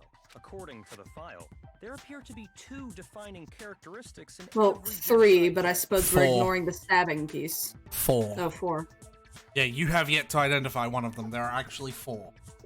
The first is that a bloody message is found written at the scene of every murder. Oh, that's right. Boob lust. No. It's actually bloodlust. But more important is the Ah, third boob characteristic, lust. and it's something that has never been made public. Never made public? What the hell is it? Why don't you tell them, Makoto? How the victim was positioned. Yes. Apparently, in every Genocide Jack case, the killer suspends the body in a certain way. Other than the killer, the only people who know about this are the higher-ups in the police department. However, Chihiro was most definitely suspended in the same way. So, how did the culprit know about this when only... Also, the thing high-level is, she was police tied officials and were not aware? like, because the other one, the scissors were used to just have her like Yeah. hold up her ends. This one, she's Crucified. Crucified. Yeah. Yeah. There's only one This one, logical she's just answer tied. I can think. It's because the culprit in this case is the real Genocide Jack. No. I don't think so, way. buddy. You're saying Genocide Jack is one of us? Yes. In fact, it's Toko. No, that's where I draw the line. I don't think. Genocide Jack's true identity is Toko Fukawa. Jesus. What? Hey, okay, wait, hold on a sec. Toko has like bloodophobia or whatever, remember? I'm gonna use that for my fucking next Phasmo Yeah. stream. Yeah. Is Toko Genocide Jack? The answer is yes and no. Another riddle? Man, why is this gotta be so complicated? Does seem like a riddle in a way, but I feel like I can just about see it. So, Jack. Alright, I'm gonna have to tell you right now, this game does have a few things that are incredibly offensive. So, we know what Toko has the correct term for it, right? Yeah, dissociative identity disorder. I'm not gonna let you try and figure out this puzzle like it's some sort of part of the game mechanic, because I do not want to give this game mechanic any time or energy that would be constructive. And I'm gonna tell everyone right now that this is a trigger warning. What is a very offensive term used to describe someone with dissociative identity disorder? If you don't know, that's fine. Good on you, or if anything. I don't think I know. It's schizo. Oh. Yeah, that's really fucking offensive. It is really offensive, and it is the word that we have to find. So, That's really fucking... Yeah, no, that's not... Because that's a very different illness, I'm sorry. It is a very different illness, but this is...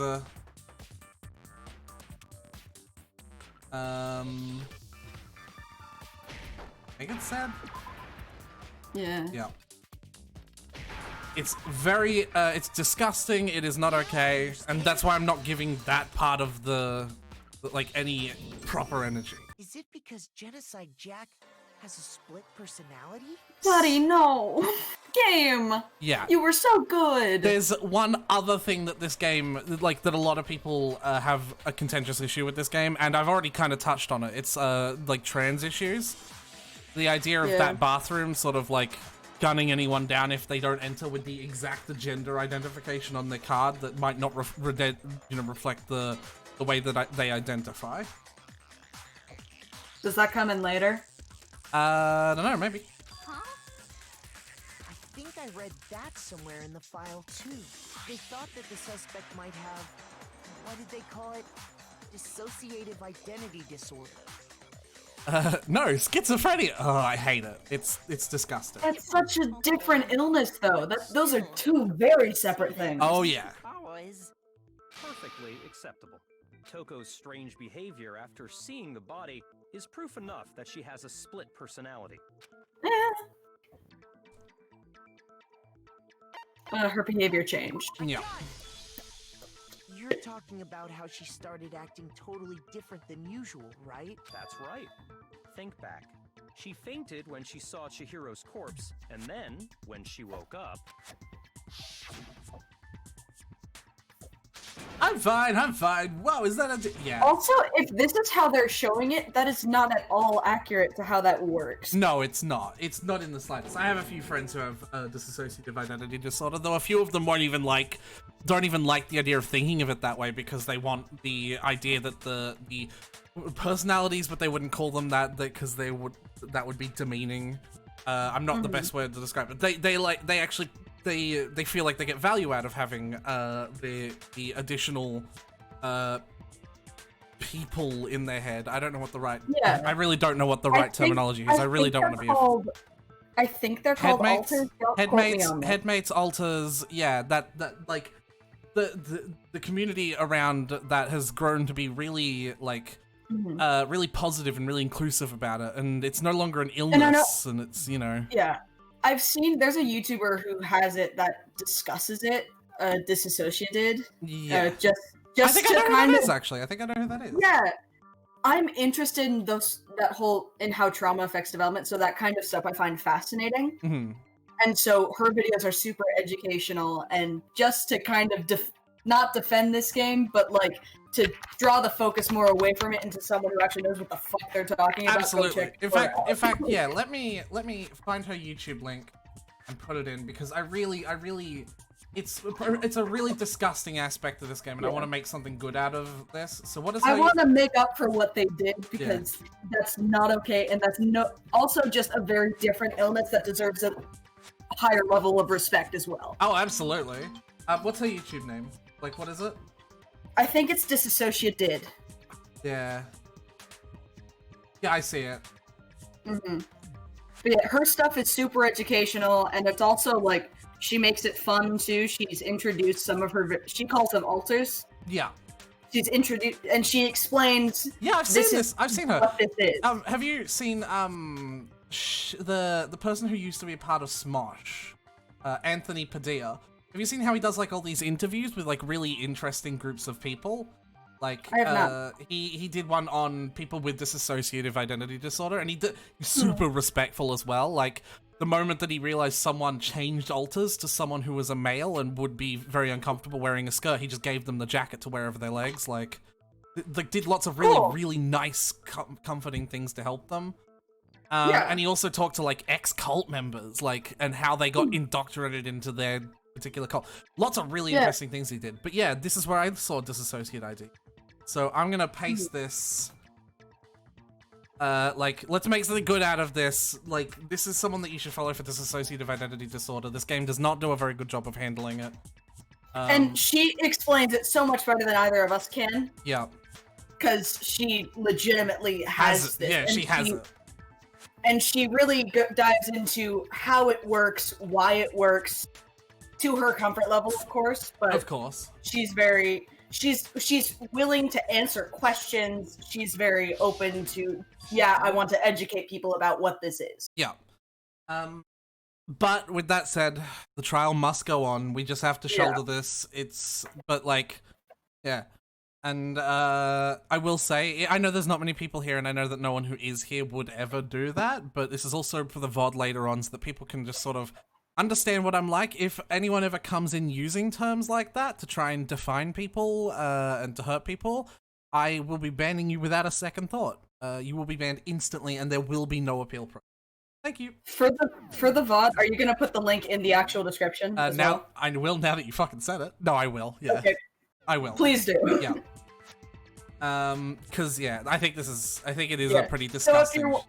So if you're watching on VOD, check the description as well to check her out. Absolutely. Absolutely. Don't go assigning adjectives to my tone without permission. Not to mention, once she regained consciousness and saw Chihiro's body again, she was utterly calm. In other words, within her is one personality that can't handle blood, and one that obviously can. So when Toko trapped herself in her room, it's because she was scared of Genocide Jack?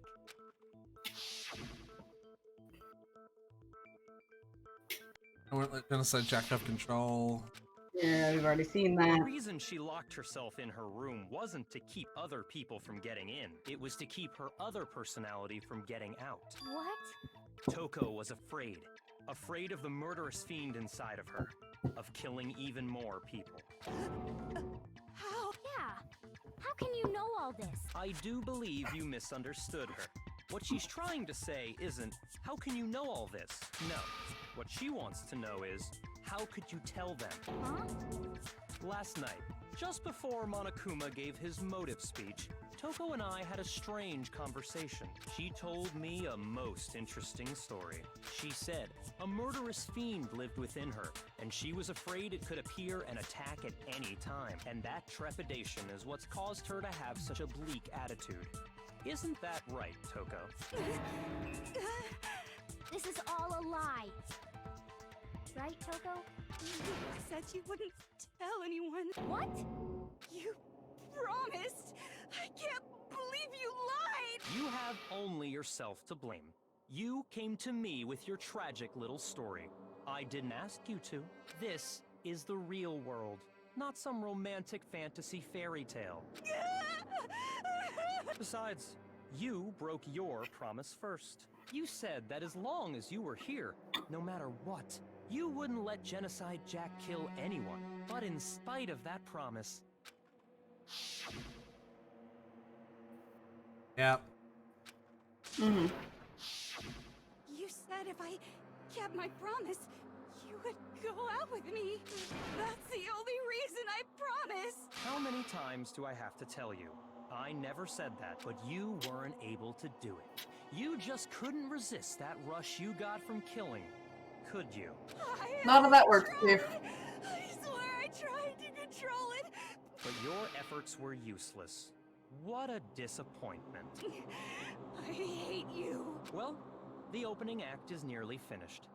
All that's left is to hear from the person in question directly. The person? You don't... Toko's body suddenly lunged backwards, a huge thud echoed across the courtroom, and in the next second... Yeah, this isn't fucking alternate personalities, this is like possession. And it's kind of, yeah, it's just, it leaves a bad taste in my mouth. The fact that they're associating it with that is... I hate it. I understand if they want, like, the possession aspect, but don't associate it with something that serious. Not to mention, the only representation that dissociative identity disorder gets in this game is with a literal fucking serial killer. Yeah, that's just... no. Check out Disassociated, please, for the love. Yeah, make up for love everything God. this game have done. Yeah. Check the description, check the comments in the stream. Oh my god, please. But yeah, this is why I took over Toko's, well, Genocide Jill's voice. Murderous fiend, Genocide Jack! Or better yet, let's go with Genocide Jill! What the fuck is this? Toko, what happened to you? Not Toko, that's a loser name, and what happened is a textbook split personality! No! No, not at all. To be a serial killer, you should turn a blind eye to one's faults. I do love that laugh, though. Mm-hmm. Intense. Like they say, sound in murderous mind, sound in murderous body. This one is so different from the one we've come to know. Yes, well, the world is composed of a front and a back, you know. Just like how Nope. every inning has a top and a bottom, or how in the depths of every truth lives a little lie. Behind every dark and gloomy soul lives another that shines as bright as the sun! Yeah. Alright, we gotta muscle past it. Miss Jack, Jill, can I ask you a question? What's up? Some of us think you might be the mastermind behind our entire situation. What are your thoughts on that? Well, Why? I am the mastermind of all What? masterminds! What? Why what? Like, by situation, does he mean that they're all just... why they're stuck in there? Yeah, remember they did suggest that Genocide Jack might be the... Yeah, but why in the world would Genocide Jack put himself in this situation? Or Jill, in this case. Yeah, I guess. Just kidding. It's not true? Of course not! She's there with you! Dare you try to link me to that creepazoid? And another thing, the police and government and society in the outside world are totally powerless. I mean, they just let this idiotic, bloodthirsty maniac go buck wild all over town. Sure, I'm a bloodthirsty maniac, but life is pain, right? To live is to hurt other people. It's a necessary evil if you want to survive. The act of living itself causes pain for everyone. Just kidding again! This should be enough to convince you. This murderous fiend is responsible for Chihiro's death. There's clearly a motive, so there should be no doubt. A motive? Remember what Monokuma told us? If someone didn't murder and graduate within 24 hours, an embarrassing memory or secret would be revealed. Well, let's assume that Toko's secret was about genocide death. If a secret like that came to light, Toko's life would have undoubtedly been forever ruined. Yeah, you were right about, like, Makoto's secret definitely not being the proportional secret to everyone else. Like, I'm doubling as a serial killer. Like, happens to be a little bit more, So you she know. had a very clear Then fucking reason wetting the to bed. never Yeah. let that side of herself exposed. Interesting. Very, very, very interesting. But sorry, as much as I hate to admit it, I'm not the culprit. But I can't Yeah, imagine I saw that coming. anyone other than you could murder someone in such a bizarre fashion. Maybe so, but nevertheless, it's the truth. Do you really expect any of us to believe you? Yeah. It's missing Never believe a pure word you say, you monster. pieces of Yeah, you know one of them, the fact that it's not the scissors. scissors. But you are missing another one. And I will say that there is a chance that the one you're missing is a translation issue. But it's only a translation issue, but it only might be. Because some people do get it, even though they don't really understand Japanese culture. Some people don't. Okay. Maybe she's totally right about that, but something's still bothering me. What she said, I need to get some more details about all of this. This happens to be my favorite song. Body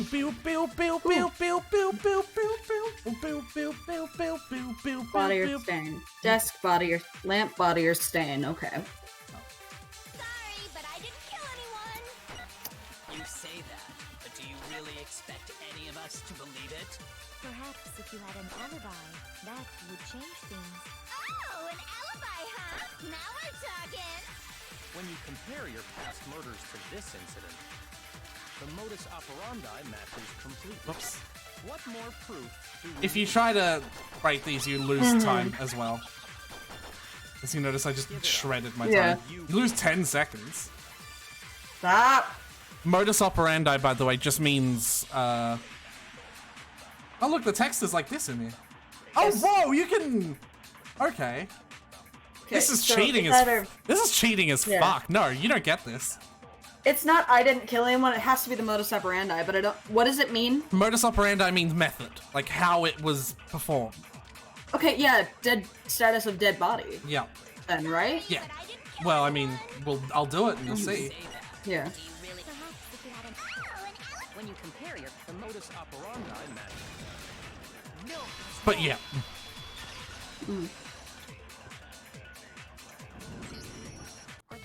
Fucking knew there was something off about it. Exactly the same? I'm not so sure about that. I think there's a slight difference between the Genocide Jack cases and this one. Huh? How's it any different? Oh, you don't know? Well then, human garbage, let me tell you! Let me tell you! I can't go that high. So what's gonna happen once this is done? Dunno. Like, because they know they have a serial killer with them. I consider myself a professional, and I have a very particular way of doing things. Imagine you Well, go yeah. to a fancy Italian restaurant. They're very picky about the noodles, the sauce, everything. But what happened to Chihiro? It'd be like if that same Italian restaurant started using ragu or Chef Boyardee. This is no creation of mine. Let me rephrase that in a way that maybe makes more sense. There are two clear differences between the Genocide Jack cases and this one. The victim's fatal injury. I got it! Yep. For one, the cause of death is different. In the Genocide Jack murders, all the victims were killed the same way. According to the case file, They were all apparently killed with a pair of scissors. Multiple pairs of But scissors. Chihiro died from a blow to the head, right? I know it's not really related, but like this always looking at Chihiro and the way that she was killed always reminds me of 3, a character literally called 3 from Danganronpa. Not from Danganronpa, from Drakengard. She's one of my favorite characters. She also uses scissor. I'm gonna like pull an image of her up on screen. Let me like switch to the stream and you can have a look. If are you looking at the stream? Yeah. Yeah. This is like what 3 looks like, and she uses like pairs of scissors. Oh yeah. Yeah. Okay. Cool. Like this is her entire. And she's also very loony, but not dissociative identity disorder loony, just unhinged in general. She makes living dolls that kill people. And someone's done a pretty cool cosplay of her, it seems. Yeah. It always just reminds me of that. Cool. Yes. That is remarkably different from the other murders. Wouldn't it be strange for someone who kills the same way without fail to suddenly change their method? And there's more. One more conflicting detail. That's right! In my recipe of murder, if the bloody message is the tortellini, then the arrangement of the body would be the pesto sauce! Okay. Could you please stop comparing killing people to cooking? So, are you saying the other difference has to do with how the body was arranged? What was used to suspend her? Yes. Do you remember what the killer used to suspend her? They used some kind of rope to hang her up by her wrists. What is your point? Well, in all the previous Genocide Jack cases, something else was used to suspend. Oh, I did get it right. Specifically, pairs of razor-sharp scissors. And guess what? I used my own specially designed scissors for the murders and the arrangement. Like I said, I'm a professional, so naturally I'm very picky about the tools I use. And you know what else? Big Mac said there's 2 differences, but he's wrong. Big Mac? Are you referring to me? Listen up, Big Mac. There's actually one more difference. And this is this difference that she's talking about. I'm going to tell you right now is also the 4th call sign of a genocide Jill kill. You know, scissors, bloodlust, crucified, and this. Huh? My word, you really didn't notice? Take a look at who the victims were in each Genocide Jack case. Oh, they were both males. Waiting to be discovered. Hey, you figured it out. Figure that out, and it'll be plain as death why I couldn't have possibly killed that little lolly girl.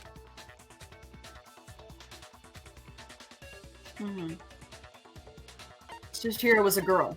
I got it! Yeah. Is it because Chihiro was a girl? Bingo! Bullseye, right on the money! What are you talking about?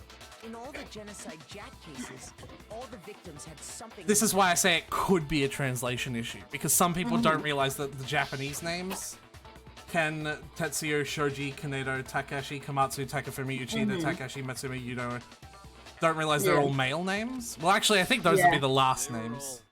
Guys? That's right! The people I killed with such passion and conviction are all adorable little men! I can't believe I said it! I'm so embarrassed! What if that was actually... Like, it wasn't Toko is a girl. Toko is a girl. It wasn't Toko is actually Genocide Jack. It's Genocide Jack only kills boys. The hell is wrong with you? I can't help it! I'm just a full-throttle boy-on-boy fangirl! And the mopey side of me just hates it! Oh, remember when someone else said that to her? Now I'm on the fast track to becoming a full-fledged man-madam! So, since Chihiro was a girl and not an adorable little man, you wouldn't kill her? I should have realized that because serial killers tend to have a specific type of person they go after, too. Yes. It's not just human kill, they usually have a specific type. Absolute reality of a one and only! We get it. You've clearly explained your hobby and your philosophy. But that's not all there is to it. It's a different matter entirely. When you're forced to kill in order to survive. Quiet, lowly cur! Lowly cur? I would never kill for a reason as petty as mere survival. And if by some fluke I did kill to survive, why would I bother with the message and arrangement? It'd make me the obvious suspect. That does make some amount of sense. Yeah, if we're changing motive, we're changing method. I would never leave out my prized scissors. Who would go out of their way to use a big, stupid, heavy dumbbell? Maybe you used the dumbbell because you couldn't find any scissors in the Female sewing kit. Don't just use any scissors. It wouldn't even matter. That would be legitimate, but it wouldn't even matter. Okay, whatever. There still aren't any in the school. Are you sure about that?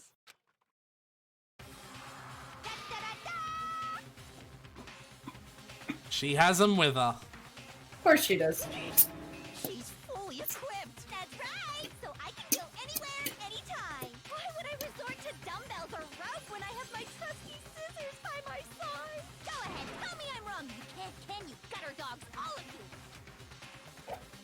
Not to mention, I have no clue how to tie a good knot. So rope's totally out of the question anyway. I have no idea what's going on anymore. Could such a heinous villain really be innocent? But the body really was suspended, right? And nobody but the police knew about that. Yeah. That's why we figured it had to be the real deal and not some No, it's a copycat. So who is it Fucking then? wolf.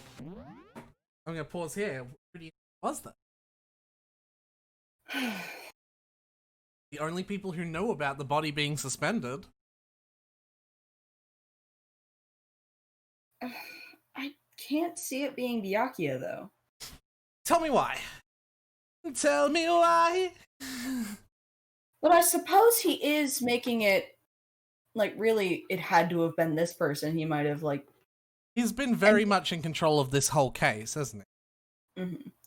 And also, he's been... He did reveal a clear motive to want to leave. Not a secret, he wouldn't give a shit about that, but he is, like, he wants to be in charge of the fucking world. Yeah. But... not sure. Okay.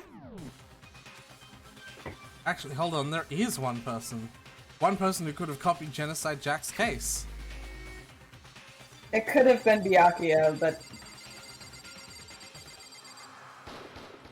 Here's my answer. Ooh. Byakuya, it's possible you could have found out, isn't it? You'd have no problem gaining access to classified government documents or internal police records. Plus, you'd already looked through the Genocide Jack file before this all happened, hadn't you? Are you saying Mr. Togami did it? No response. The reason he pushed the theory of Genocide Jack being the killer so hard was because he wanted to pin the crime on her. So, he rearranged the scene to disguise it and make it look like I put my stamp on it. The adorable glasses man was behind it all. Oh, I'm on fire! Well, Byakuya, what's your response? I see. So now the suspicion falls on me. Then I must ask, when would you say I began acting suspicious? Surely you must have an answer. Looking back and thinking about it now, the way you were acting right before we discovered the body was a little strange.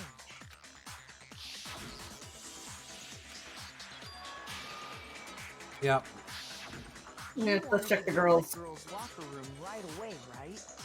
But since you're a guy... I should have naturally thought of the boys' locker room first. Is that what you want to say? The victim was Chihiro, a girl. Hence why I said... Hi, how would you know that? Yeah, how would you know that? About that, I'd say... On the contrary, there's something very strange. Okay then, what's so strange about it? Go ahead, share with the rest of the class. There's a clear contradiction in what Byakuya just said. I need to make it clear. Oh, I know what this is. So, in addition, this is where it gets really fucking confusing, yeah? Mm-hmm. So, in addition to the bullets that you can use to shoot at truth bullets, any single statement that is yellow can itself become a truth bullet. Oh, for fuck's sake. Yeah. So you essentially take a yellow statement and then shoot it at another yellow statement. And the downside to this one is you only get one of those bullets. You only get to load one of them, and so if you miss the shot, thanks to all of the whispers or the fact that it moves around like a fucking crazy nonsense show, like you have to redo the whole thing just to get a new copy of the statement. Oh, jeez. It gets fucking complicated in later trials, let me tell you that much. Yeah. So that's what this is. I'm 99% sure. Is memorizing a previous statement. It's why it's only going to give you one. And it's clearly not the right one. Number 2, yeah. So, you said Byakuya was acting kind of weird before we found the body. So now you have to understand the text, both from the literal contextual meaning of its words, as well as the bigger theoretical context of the truth versus false. Like, before we found the body is both a true statement because it is what Byakuya was found acting strange before the body, but the quote before we found the body is also itself could be used as a contradiction. And vice versa, whatever the next statement is might be the weak one. So again, at this point, it is still, my strategy is still to find the weak point, but now you just have to consider, in addition to the truth bullets, every single fucking... find what the issue is and then figure out how to counter it. How to explain why it is the issue. Yeah. Check out the girls' locker room. You absolutely take it. By the way, that's why sometimes I go, no, with Hafumi's voice, because... That's a natural reaction for any guy. The victim was Chihiro, who was a girl. So, of course, I would suggest we check the girls' locker room first. There was no time for pointless distractions. What's so strange about that? Can we Before we found the body the victim was Chihiro. Alright. Because that was before we found the body. So yeah, if I shoot this bullet now, I lose it. So I have to go through. Yeah, there's a reason I'm not actually playing this game. My ticks would fuck it up so quickly. Oh yeah. The victim was You got it right. That's the only time I use focus, is when I have a memorized statement. And from here on out, the game gets fucking hard. It was up until we actually discovered the body. We couldn't have known who the victim was. So your claim that you went to the girls' locker room first because Chihiro was the victim doesn't hold up. I see. That's a good answer, I must admit. Interesting. Very interesting indeed. But your reasoning is still too weak. Huh? What's wrong? Is that it? Surely you've got more than that. Go ahead. Show us. Have you also noticed Kyoko's been incredibly silent? I don't want to do the Among Us thing where, oh, this person's being silent, but... Yeah. It's like he doesn't even care. I've got him cornered, but he's acting like it has nothing to do to him. You're not finished already, are you? There must be more to it. There is. I think. There is more to it. Think about it. It's like she's fucking listening to me. About the differences between this case and past Genocide Jack incidents. The proof you're looking for is hidden in there. Oh? Proof that I'm the culprit, you mean? No response.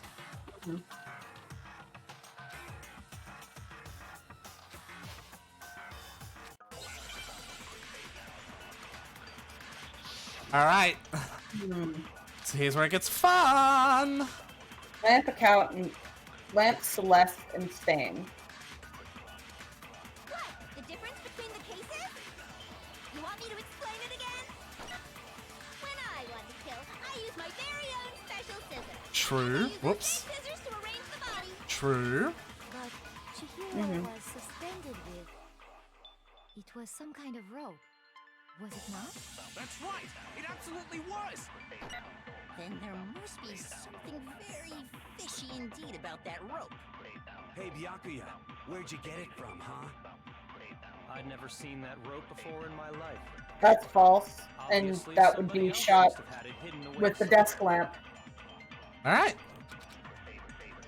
What? The difference? You want me to explain? When I want to kill, and I use those things. But Chihiro, it was some kind of... That's right! Then there must be something very fishy. Hey, Byakuya, Oh. where'd you get it from, huh?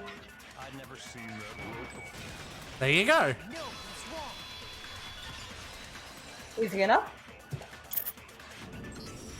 Actually, I'm pretty sure you have seen it before. Because you see, that rope, or should I say, that extension cord?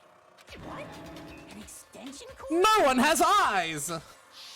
Byakuya, you've used the extension cord in the library more than once, haven't you? And the same extension cord that was in the library all this Did I time have too much hope in Byakuya's intelligence? went missing after the murder. Dunno. And there's no way someone who uses that extension cord as much as you do wouldn't discover that fact. And Byakuya must be the one who took the extension cord. I can't imagine any other possibility. That's really what you think? Then your conclusion is something like this? I killed Chihiro in the girls' locker room, then hung No. her up and wrote that bloody message. I intentionally made it look like Genocide Jack was behind it. Is that about right? He's doing it again. He's totally calm, totally unconcerned. And if he's not even involved... Wait, not even involved? What's wrong? I asked you if you think that's what happened. Hell yes, that's what happened. So that's it, right? Byakuya's the killer. Not yet. There's a lot of stuff to go through. I don't disagree with He's that. calling this a game, right? So he'd be totally willing to do something like this to win. I still don't sorry, think- but could we hold on just a second? I think we need to talk about this a little more. Alright, I can hear you wanting to... What is it? Byakuya doing this doesn't make sense to me. I don't know why, but the idea of him being the killer really doesn't sit right with me. Okay. I still think it was somebody else, but I have no idea who. That's fair. Because yeah, a lot of stuff is adding up to be him, but I still think he's too intelligent to have pointed such an obvious thing. He would have noticed this shit. I know, but still, there's something that's still bothering me. Is that right? And what, pray tell, is still bothering you? I killed her in the girls' locker room, then disguised my crime. But you didn't, you killed her in the boys. I dressed it up to make it look like it was the work of a homicidal psychopath. What about all that bothers you?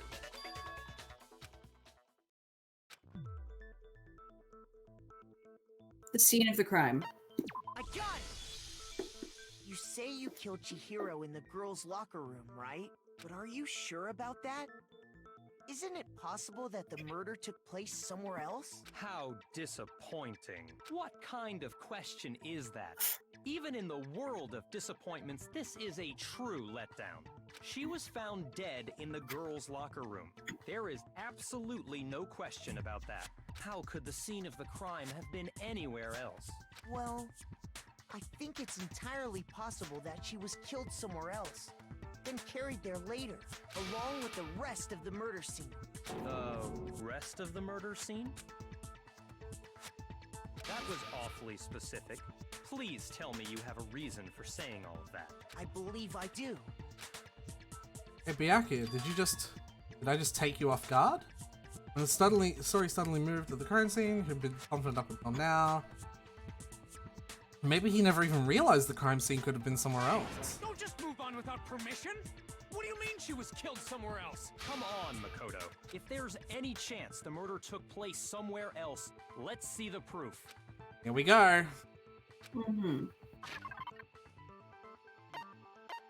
There are a few things here. Yeah, do the rug, the carpet first. Which one? Disappearing stain, boys locker, or... I think it's these two, I'm gonna be honest. Yeah, let's do the posters. Actually. Yeah. Because those are together there are and not multiple. separate. Somewhere Yeah. else is the poster. Your proof is some posters? The poster in the girls' locker room was a picture of a big boobed supermodel. But don't you think that's kind of strange? Why would the girls' locker room have a poster like that?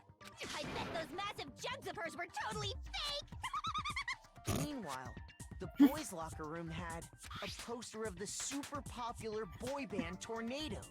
Again, that doesn't really seem to belong in a boys' locker room. So you're saying that maybe the posters were switched? See? More than that. And there's one other thing I noticed about the locker rooms. You know what I'm talking about, right, Sakura? You're referring to my protein coffee, aren't you? Protein coffee? While I was in the girls' locker room earlier, I spilled some protein coffee on the carpet, but I noticed that after the murder, the stain had been totally scrubbed away. Wasn't it the same with Scrubbed? It was moved. Again, this is another one where it could have been either of them, so... Yeah, do the one that's actually in the boys' locker room, because that has the stain on it. Yeah. The stain on the girls' locker room carpet wasn't scrubbed away. In fact, I found it on the boys' locker room carpet. That's definitely the stain from my protein coffee. Then, does that mean that the carpets were switched too? Switched? But why would anyone do that? To move the murder scene from one locker room to the other. It's certainly plausible, don't you think? In other words, in order to completely swap the scene of the crime, the blood-stained poster and carpet were moved along with the dead body. By doing this, the killer was able to change the entire room where the murder took place. I can certainly follow your reasoning, but why would the culprit bother doing that? Huh?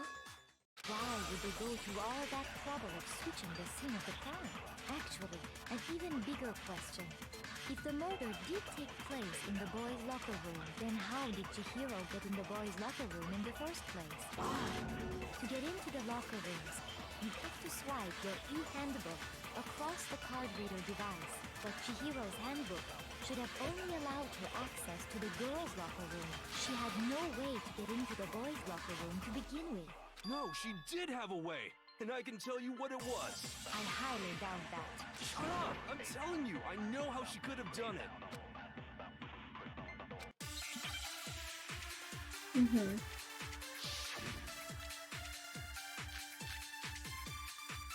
Carpet, broken handbook posters. Is it really possible?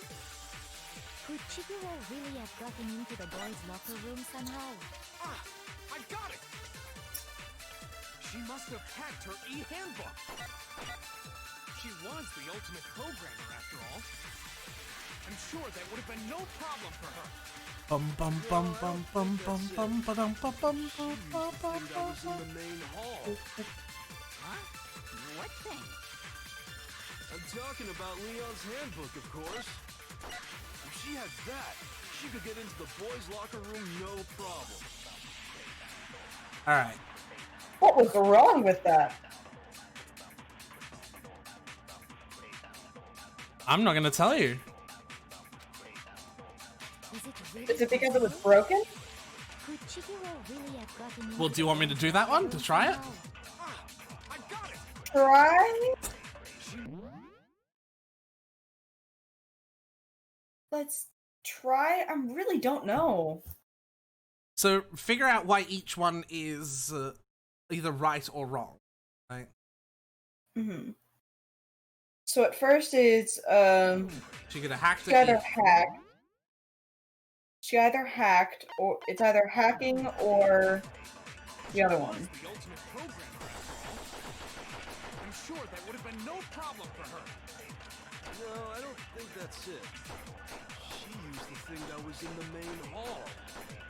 Huh? Can you use broken ebook on the hacked one? Sure. If she had that, she could get into the boys' locker room. Is it really possible? Could Chihiro really have got... I got it! She must have hacked her e-handbook. No. Shoot!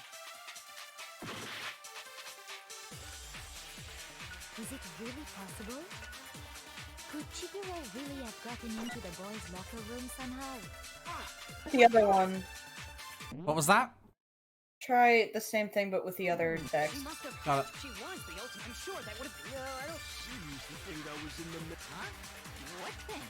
I'm talking about Leon's handbook. No. Really? You're under the assumption that the handbooks broke after the case. No, I don't think Chihiro used Leon's handbook. Why not? Because Leon's handbook was broken. Oh. Well, then, yeah, I guess... But I was actually more thinking of the issue of how it got broke. That's fair. Because Monokuma made a big deal about... Yeah, you do still have to keep that in mind, because clearly it did not break during Leon's execution, if we are to believe Monokuma. But you still have to keep in mind when the handbook was broken. I am Yeah. struck silent by how quickly you gave up. Plus, isn't there a regulation against using someone else's handbook? No. Actually, the rule states that loaning your handbook is prohibited. It says nothing about borrowing one. In other words, you could borrow a dead person's handbook all you want, and you'd be safe. Yup, yup, yup. Hit the nail square on the noggin. Of course, if it were broken, that wouldn't make any sense anyway. So then, she must have hacked this, like I said.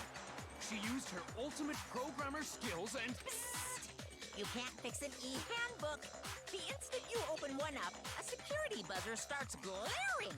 So, if she didn't use Leon's handbook, and she didn't modify her own handbook... Maybe Mr. Naegi's initial assumption is just wrong? It seems like No. there's no way she could have got into the boys' locker room. So I guess so. Okay then, I vote for Byakuya. What?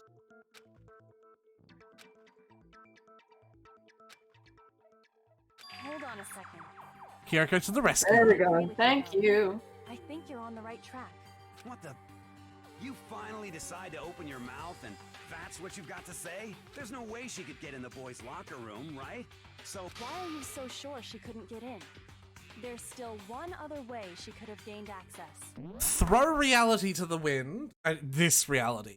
What is the one way that you can get into the boys' locker room?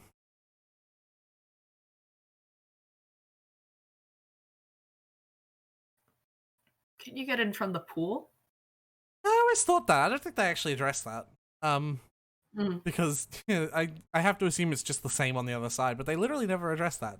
But no, Yeah. no, that is not what I'm talking about. The one way you can get in is through the door. Right, think really, really, really literally though. How do you get into the boys' locker room? You're a boy. Bingo.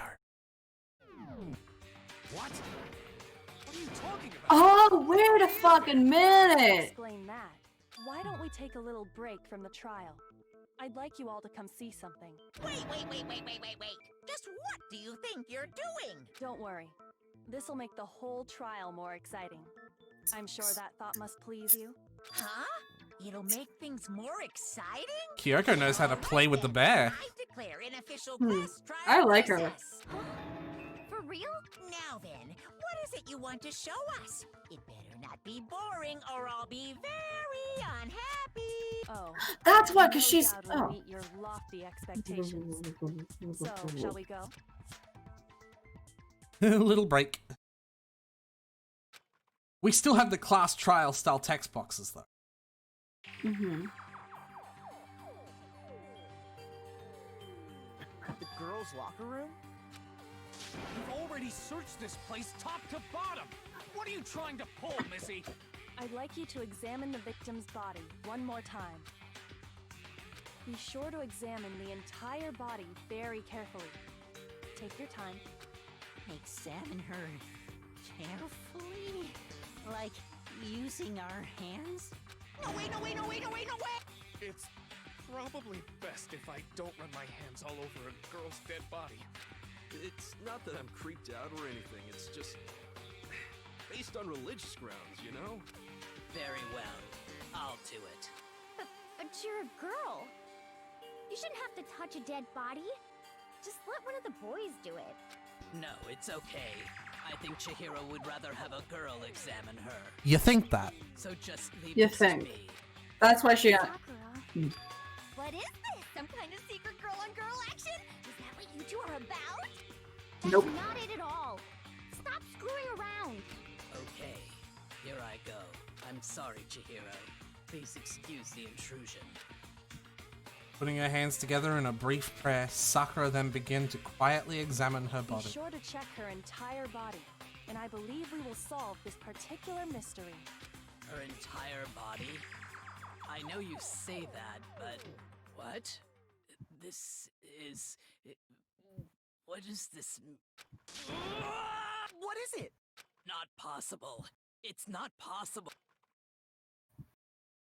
This girl is Is what? a boy. The fuck? Ah, I see.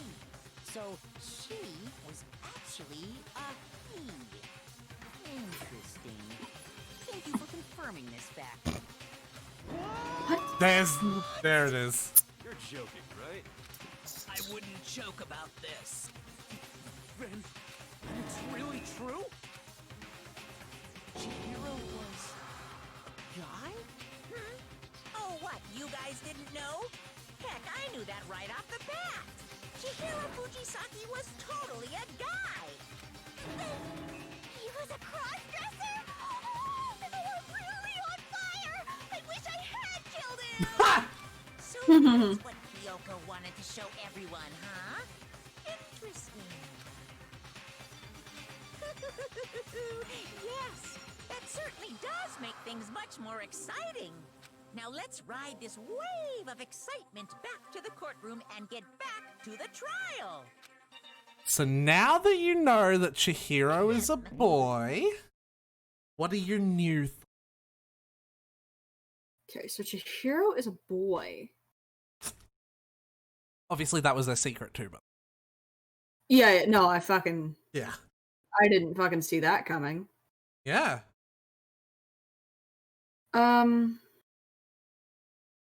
Then the question is, how did they get into the girls' locker room? They didn't use Leon's handbook, so they did use one of the deads. Maybe Sayaka. Sayaka, was that her name? Sayaka and Junko are the two dead. Yes. Yeah. Probably Sayaka because hers was on top, but that's just a logistic thing. Yeah, that doesn't really matter. Why would, when you say they, who do you mean? How did they? The killer. Ah, okay. I don't know. We'll just continue then. This one's really messing with me. Shocking revelation that Chihiro was actually a boy. Let's pick up from there. Yes, well, I don't know his reason for hiding it, but the fact is, Chihiro was not a girl, but a boy. I think that Chihiro was actually a guy. Thought it never even crossed my mind. Because the victim was male, he would have had no problem gaining access to the boys' locker room. Assuming his handbook did, in fact, list his gender as male, then yes, that would be true. Of course his handbook said he was a boy. He dressed like a girl, but he was a boy through and through. Yeah, starting to see some of this, Yeah, I'm starting to see that shit. This trans shit. So, chapter 2 is probably the worst chapter because of, like, all of this negative shit.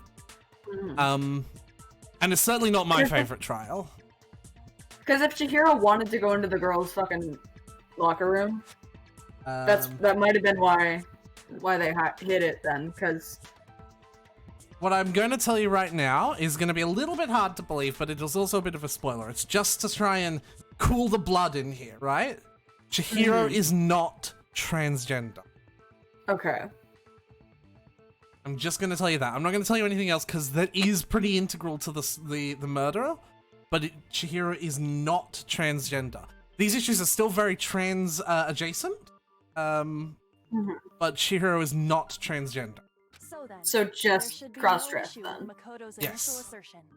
Okay. The victim was killed in the boys' locker room, and was then later moved to the girls' locker room. And the killer could have easily used Sayaka or Junko's handbook to get into the girls' locker room.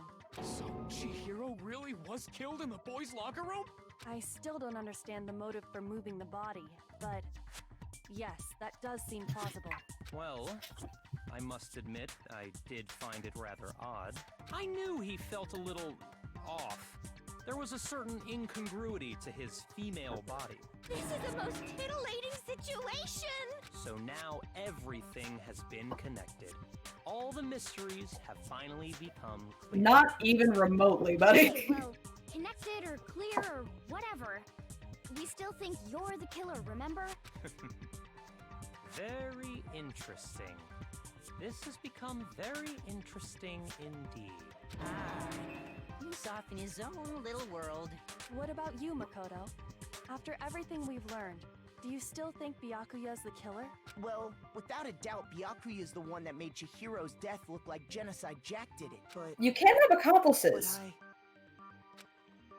I think he might not actually be the killer after all. What?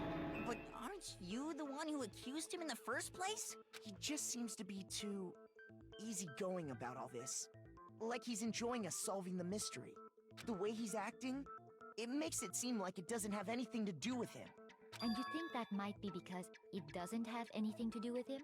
Plus, the evidence he left behind was a little too... how can I put it? Overt. He consciously chose to use the extension cord, knowing it could connect him to the murder. At least, that's how I see it. And Byakuya, when you found out the murder took place in the boys' locker room, it seemed to rattle you. And then again, when you found out Chihiro was actually a guy. If you really were the killer, that stuff wouldn't have had any effect on you. So that's your thinking, huh? Well, it bothers me that you don't have more concrete reasons, but it's fine. I guess I'll mark it as correct for the time being. Mark it as correct? Fucking knew He's it. right. I am not the culprit. I just I happened knew to something didn't sit right about in it. the girls' locker room and decided to alter it. Are you fucking with us? Byakuya, you fucking jackass. No, I am not effing with you right now. I'm telling you the truth. Well, I find it very hard to believe. Go ahead. Find it very hard to believe. You're free to be executed along with the rest of us. If you're really telling the truth, then why? Why do you do that to his body? My reason. I also want to point out, everyone has started using male pronouns for Chihiro, even though Chihiro never got to be able to actually tell them what pronouns they prefer, even if they're not trans. I'm going to put that out there, because you don't have to be trans to want different pronouns than the ones that you were, you know, assigned to your fucking bits in between your legs.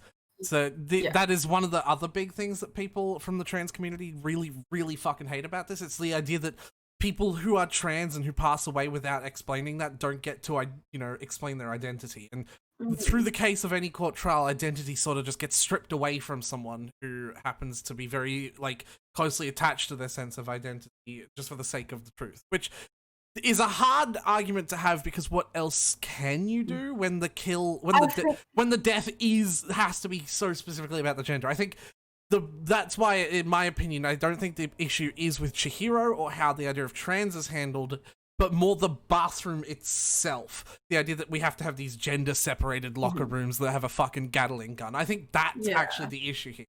Because Chihiro could have, like, you know, been a character that masqueraded as a girl but was actually a boy for whatever reasons that we may or may not find out later on. And still had a good story, and you could have even used that gender reveal to be interesting, but I don't think, like, it just strips away a lot of the identity of Chihiro and what they're going through, and it's And I think in the context of a trial, you do need those, like, specific details, especially for something like this. Right. And so I don't want to say I'm giving a pass on it here. No. Because, to be perfectly honest, I'm not the one to speak on what's No, like, that's really fucking offensive. That's the other thing, right? Like, as much as I'm like, this is okay and that's not okay, I'm not a trans person, so I don't really have any. Part of me sees like context of story, and I also kind of like, even the Gatling gun doesn't quite bother me as much as it does you. And like I said, I'm not a member of the trans community, so I'm not the person to.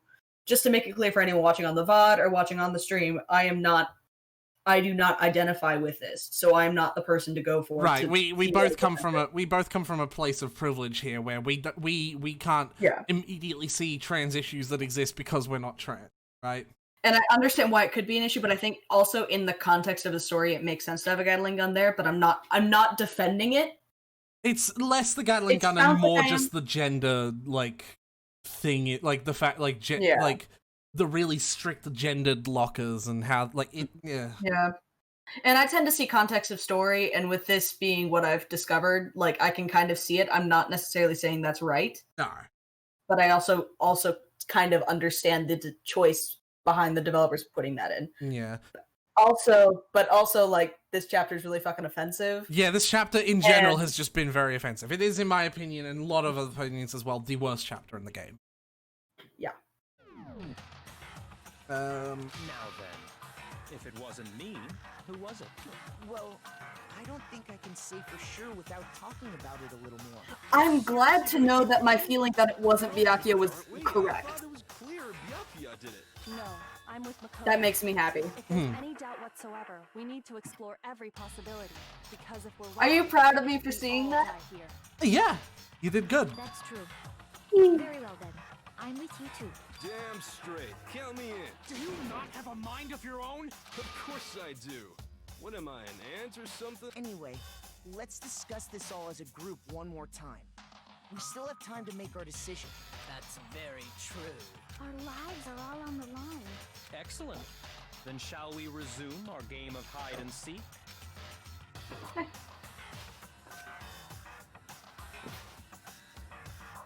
The killer is a guy.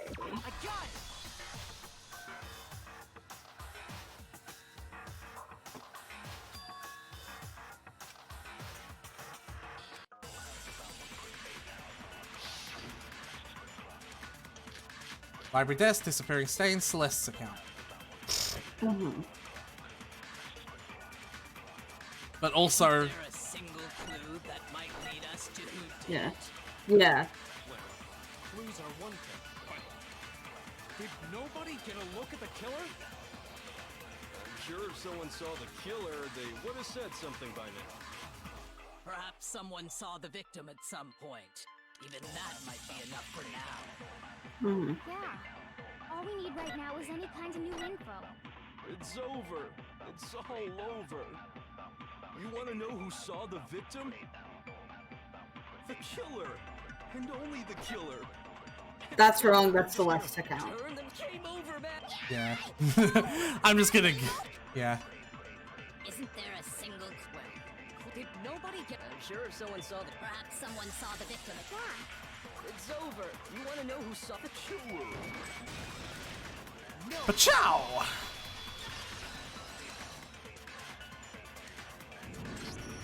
I believe someone else did see the victim before he was murdered. What do you think, Celeste? Now that you mention it, yes. I did see him. Huh? Really? Oh, but I suppose only Makoto knows about Makoto? this. The rest of you had no idea, did you? That is why you're all making such ugly noises. Whatever! Just hurry up and tell us! It was last night, right before nighttime. I saw Chihiro in the dormitory warehouse. I saw him stuffing a track jacket into a duffel bag, and then, I assume, he headed off to exercise. Track jacket and a duffel bag? But we didn't find anything like that at the murder scene. It seems likely that the culprit destroyed them to get rid of any evidence. And that is when he said something that struck me as rather odd.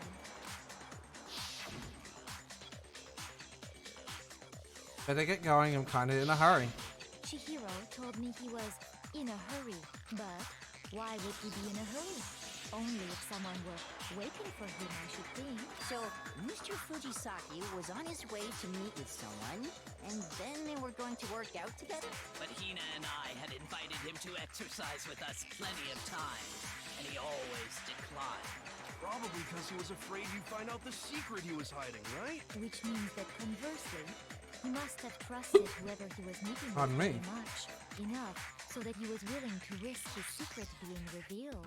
What a marvelous friendship!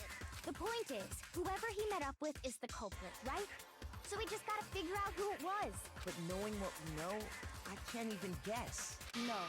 You already have what you need to make the connection. Huh? You know who the killer is. Whoa. Do we? Seriously? Who is it? Who's the killer? Think back to the track jacket and duffel bag the killer disposed of. Focus on the details of these items, and it should become obvious who was waiting for him. Are you sure about that? You really think we can figure out who did it based on two pieces of evidence that we don't have? What? You want to track down some fingerprints or something? Even if we had the equipment for that, we wouldn't know how to use it. As was noted, the evidence is already gone. there's nothing to get fingerprints from. Maybe, but we can make certain inferences if we just take the time to talk it out. Easy for you to say, but fine. Celeste, did you notice anything special about the bag or jacket? The bag was just a normal duffel bag from the warehouse. All the bags in there are the same, so I can't imagine what would make that one special. Well, if I remember right, there was a decent variety of tracksuits to choose from. Do you think there might be some connection between the culprit and Chihiro's jacket? Perhaps. Let's explore that and talk a bit more about the jacket he took. I really, really want you to pay close attention here. Mm-hmm. And you probably should have been paying close attention to a bunch of this as well. No, yeah, Yeah. Mm-hmm.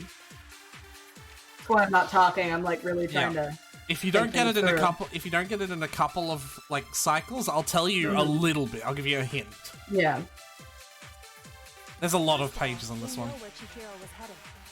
He was on his way to go exercise. So next we have to ask, why did he choose the specific tracksuit that he did? What do you mean, the specific tracksuit? I got it! We picked that tracksuit because it matched the one the culprit was wearing. So, what you're saying is, the killer was wearing the same blue tracksuit as him? My tracksuit is black. I don't even have a tracksuit. Cause exercising sucks. I have a white tracksuit personally. I got it from the warehouse, if you must know. Did any of that really help us get any closer to figuring out who the culprit is? No way. Not a chance. Alright. Did you notice, right? What he just said without even realizing it?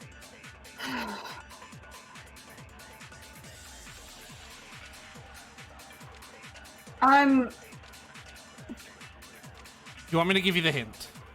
Please do.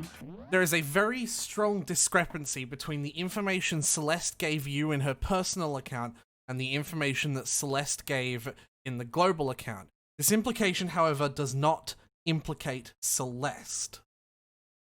Hmm. You want me to, if it's still there, go back through far enough. Because I might be able to go back far enough. Yeah. Hold on, Lauren. Go.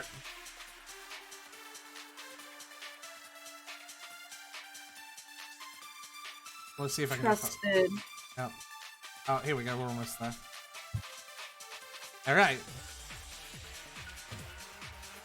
It was last night, right before nighttime, I saw Chihiro in the dormitory warehouse. I saw him stuffing a track jacket into a duffel bag, and then I assumed he headed off to exercise. It seems likely that the culprit destroyed to get rid of any evidence, and he said something that struck me as rather odd. Told me that he was in a hurry. Why would he hurry? Only someone was waiting for him. Right? So someone was waiting. Now, what that was Celeste's account in real time. A global account. So now what you want to do is have a look at this version of Celeste's account. On the night of the murder, right before nighttime, Chihiro was spotted leaving the warehouse. It seems she was stuffing some blue exercise clothes into a duffel bag. Presumably she was on her way to exercise, but the clothes were not found at the crime scene.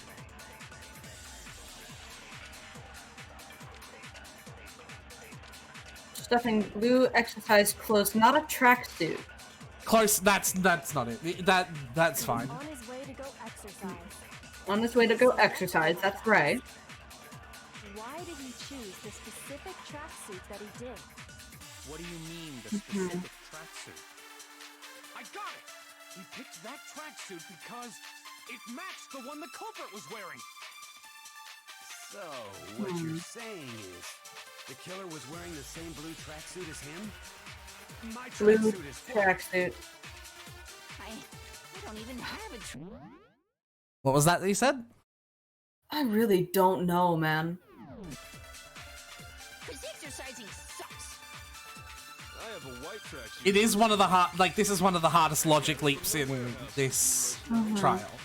Did any of that really help us get any closer to figuring out who the culprit is? No way. Not Does it have to do with the colors?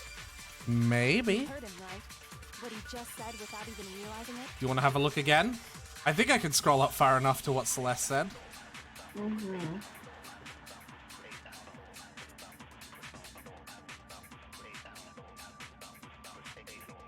It's very far away.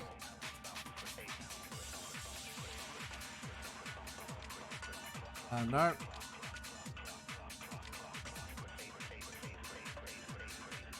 In fact, I'll screen cap this for you so that you can just have it in your Discord.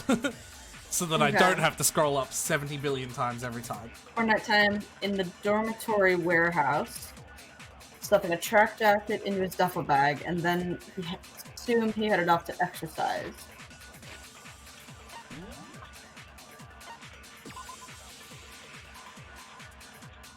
Right before nighttime. Hold on. In the warehouse versus leaving the warehouse. No. Damn it. Blue exercise clothes versus track jacket. That's not into a duffel bag. Presumably on the way to exercise. You know how we were talking about before, information that only certain characters know? You know how Byakuya and the killer Genocide Jill are the only people who know to hang the body up in a certain way? Yeah. Celeste has only told this account to Makoto, right? Yeah. So the discrepancies between Celeste's account in the Truth Bullets and her account during the trial are information that only Makoto and possibly the killer would know.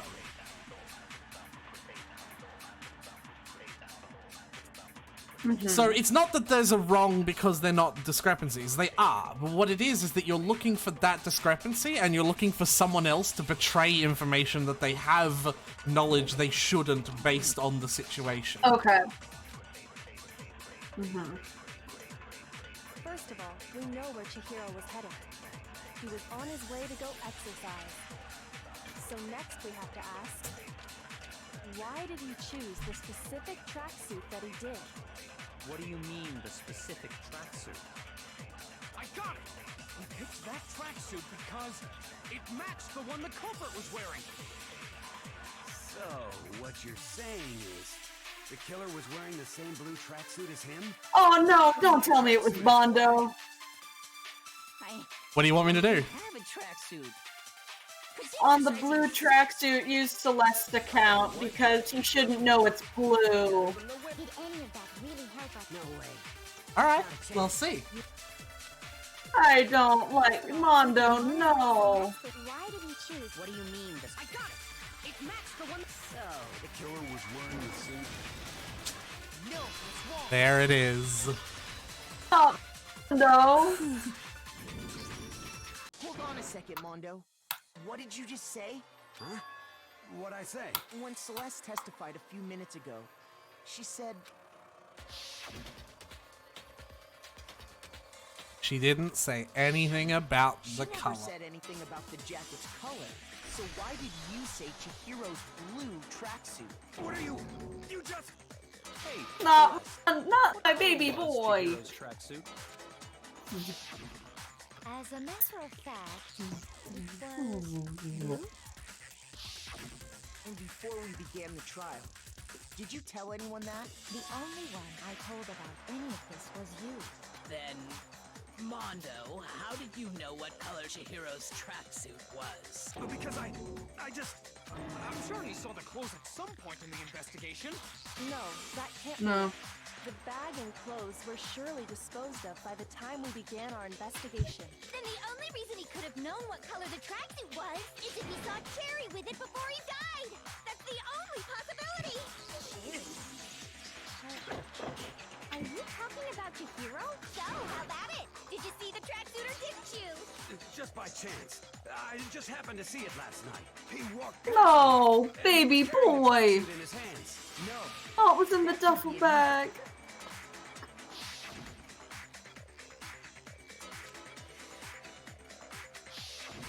When Celeste noticed it, Chihiro made a point of making sure the jacket was completely in the bag. If you just ran into him briefly, you couldn't possibly have seen what color the tracksuit was? It would appear you've dug your own grave. Perhaps. But you handed him the shovel, didn't you? That's why you said what you did. Focus on the tracksuit and it'll be obvious who he met with? What a bunch of nonsense. Ah, now I understand. It was all one big bluff, wasn't it? Your true intention was to draw a slip of the tongue from the culprit. I'm going to tell you right now, by the way, as a hint for a future trial, that slip of the tongue is actually going to be used another time. Just one more time. Okay. You said you knew he did it to put them on edge. That's right. However, Mondo was my target all along. I had my suspicions about him from the very beginning. But why? What made you so suspicious? That's a good question. The way he... This one is not very obvious. The way he was acting. There was a The way he certain talked. point that tipped me off. Maybe you didn't notice it, Mondo, but you tend to refer to men and women differently. You only call guys dude. For girls, it's chick. And after he was killed, you happen to refer to him as dude. You remember that when we were talking to Mondo? Oh yeah, I do. The dude wanted to get stronger. I thought that was weird. It was. You didn't notice such a tiny detail? Are you a witch? She's a witch! You're positively frightful! No, I'm not the frightful one. Not nearly as frightful as someone capable of murdering a friend. Mondo, was it really you? Did you really? I didn't kill anyone! You've been all over me, judging everything I say, putting words in my mouth. What gives you the right to treat me like a goddamn criminal? Yeah, he would never do something like that. This is a false accusation. It's I'm true. sorry, Your Taka. reasoning on that is pretty shaky. That was fast. Well, this does present us with a problem. It seems we are all out of leads. My time has nearly come. That's what my little ghost friend is telling me. Oh yeah, that reminds me. Hifumi, weren't you telling me you found some evidence? Really? What kind of evidence? Actually, no. Now that I'm thinking about it here calmly, Oh, come on, say it. not that relevant.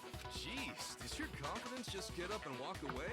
It's fine, man. Just tell us. If you really insist, then, here it is. What do you have there? It happens to be an e-handbook. I found it laying on the ground, so I scooped it up.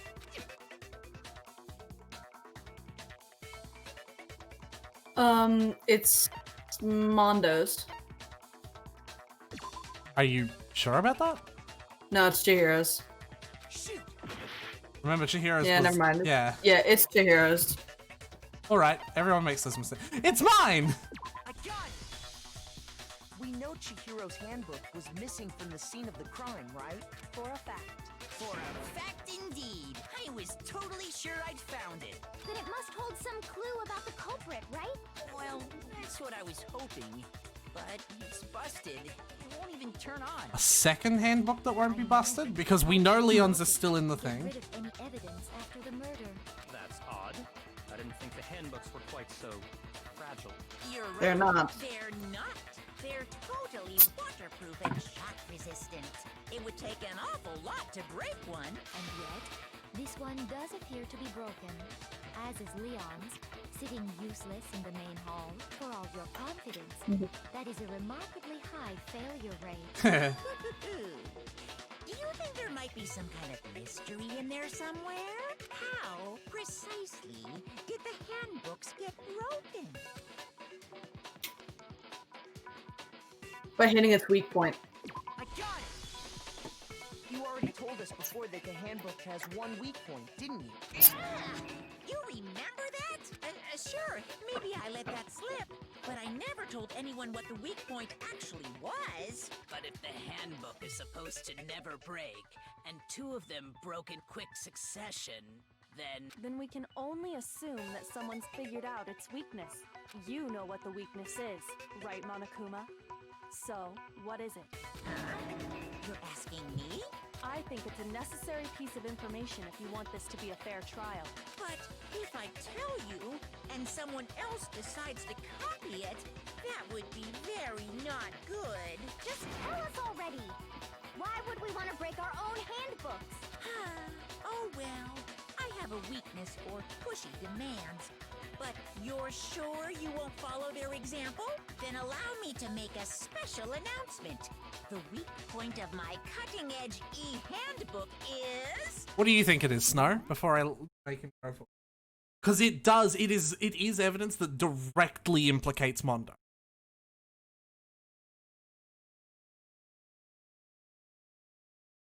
Cussing? I don't know. Armadillo hair? If you have no idea, I'll just go on. But it is evidence. I really don't. It is. I'm not sure. Okay. When it's exposed to high temperatures for too long, it will suffer a meltdown and totally break! I flippin' knew it! You knew it? Yeah, because I found the handbook. Oh, the sauna. The temperature in the sauna can reach over 200 degrees. Strange how you don't get burnt, huh? It's because as your sweat evaporates, it creates a cooling layer of air around your skin. If the hot air of the sauna were somehow pushed directly onto your skin, you'd definitely get fried. That layer of air would get blown away. That's why you may feel a burning when you move around. So when you're in a sauna, make sure... Yeah. Interesting. I learned one new fact today. That is a mere trifling speck of knowledge. Anyway, if you found the victim's handbook in the sauna, then the killer must have been purposely trying to raise its temperature in order to break it. Now... Meaning the culprit somehow knew its weakness. But how'd they find out? Monokuma said he didn't tell anyone. That's the question, isn't it? Indeed. Mm-hmm. Quite the mystery. How did they find out, Snow? What if they found out by accident? I know Mondo has been in the sauna before with, like, Taka. Right. That was a And what thing. was the stark difference between Taka and Mondo when they went into the sauna? What if the killer took their own handbook into the sauna, not knowing its weakness, and it broke? They'd realize it was broken, of course, and it wouldn't be hard to figure out why. And once they had Chihiro's handbook, they knew they had an easy way to dispose of it. I won't say it's not possible, but who would have done something like that? He would have taken Leon's handbook instead. There you go. For it to work, because the broken one would be Mondo's. The broken ones are Mondo's and Chihiro's. You're absolutely... And so he's been using Leon's because it's the same gender, so he can still get into the same places. But yeah, what's the difference? Remember when Mondo and Taka had their sauna scene? What was the difference between the two of them? Mondo had all his clothes on. Yeah, wouldn't your handbook be somewhere in your somewhere? And therefore, he had his handbook on him. Oh. Seriously? I think the one who may have taken their handbook into the sauna was... Oh, Taka! It was Mondo. This hurts my heart. This hurts me. It really does. My beautiful baby boy. Don't worry, there's the fourth trial. The person who dies, not the person who killed them, but the person who dies is the one that hurts my heart the most. Mm-hmm. What? Why? Why do you keep accusing him? Mondo and Taka had an endurance contest in the sauna not too long ago. Remember? I like how this is coming into play in a trial. Before the contest, Mondo just so happened to keep his school uniform on. But little did he realize, he'd also left his handbook in one of his uniform pockets. I like how he laid a towel on his hair. Yeah. That's really fucking funny to me. No, wait, hold on. You've got it all wrong. He would never kill. I don't accept this. Show me the proof. The actual solid proof. I don't want to believe this either, but I found something that proves it beyond a shadow of a doubt.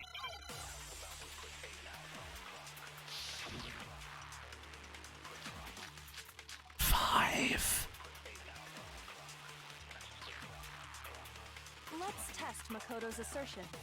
If what he says is correct, Handbook, then Ellie, Mondo, file. you broke your own handbook. In other words, if Mondo's handbook is actually broken, then that proves that what Makoto said is right. Well, my goddamn handbook works just fine. Okay. See? Look! Makoto was wrong after all! Mondo wouldn't hurt a fly! So which one for which one? So, use the broken handbook on his handbook works fine. Okay. Maybe. Let's test Makoto's assertion. If what he says you broke your own, in other words, if Mondo, then that proves that... Well, my goddamn handbook works just... Very good. Yeah.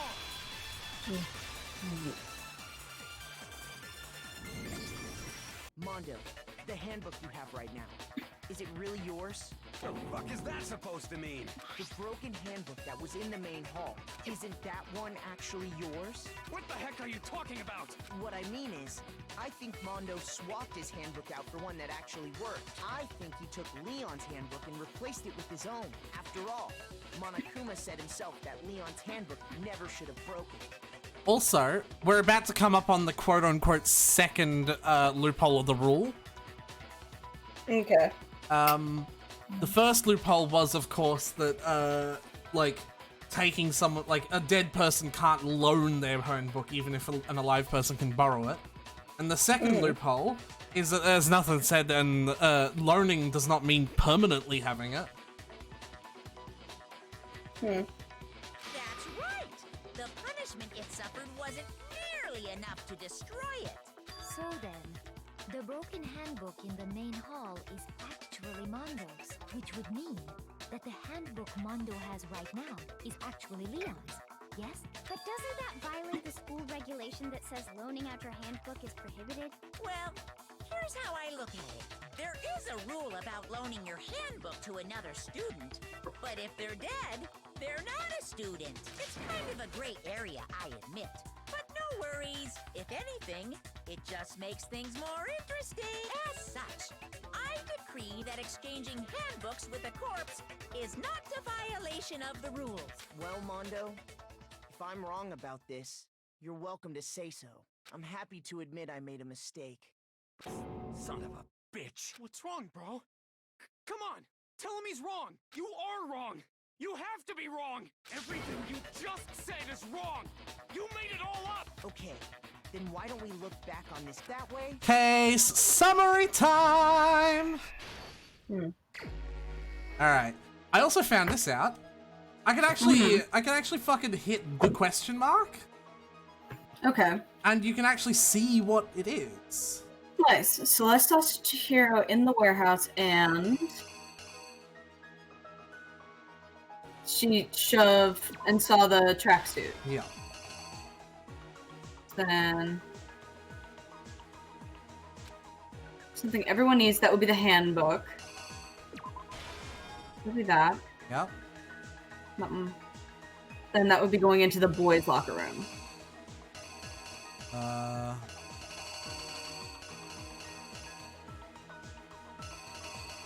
Is there one for that? That might be a translation issue. There's a chance it might be that. Well. Oh, that. Yeah, that has boys. Yeah. Okay. Weapon the killer used was the dumbbell. Yeah, this is much easier than trying to infer it from the previous panels. Blood splattered on, that would be the poster. But not the one that he's putting up. No. It would be that. As well, and that would be the poster. Girls.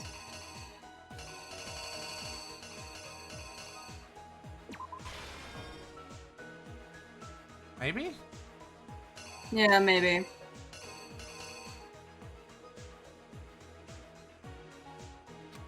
Switched it at the scene of the crime.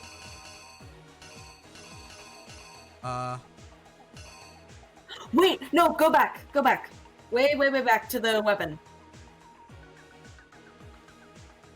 We use one with the blood stain. Use the one where he's lifting. Oh, Yeah, you're right. Sorry, that... No, that makes sense. That makes sense. Mm-hmm. Wait, what did he switch? Because that was supposed to be like, he switched something in the actual thing. Is this the one where he's putting up the poster? No, we've used that one, I believe. But he wouldn't have done that there. The carpet as well as something else, the poster. Yeah, but that's him putting up the poster in there. I think... Check more of the evidence and see if...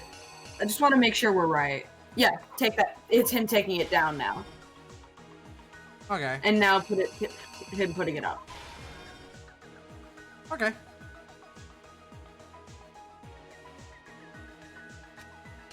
It could have only been...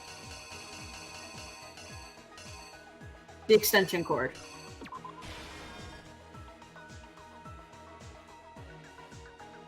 To disguise what happened, he drew the words, I believe, because it already shows the hands. After they were done, would have gone to the... This is the room before the sauna. We've never been in there. It's my fault. Okay. Here's exactly what happened. Do you want me to slowly go through this, or do you just want me to skip it? Because this is just, you know... Let's slowly go through and enjoy. Okay. Last night, Celeste saw Chihiro in the warehouse, correct? At the time, she was apparently stuffing something into a duffel bag.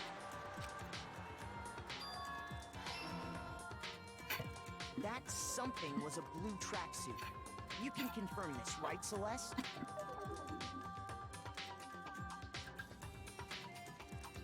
With bag in hand, Chihiro headed out, even though it was officially nighttime.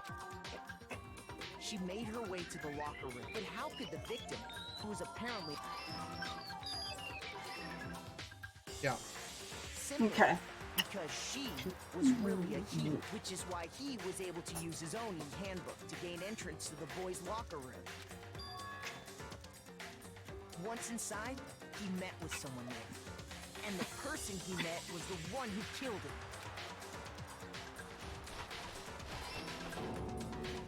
It seems likely that the killer grabbed the nearby dumbbell, approached the unsuspecting Chihiro. So what's Rondo's secret that he wanted to keep from leaking? I don't think that's actually quite why. On the poster and carpeting in the boys' locker. You'll learn.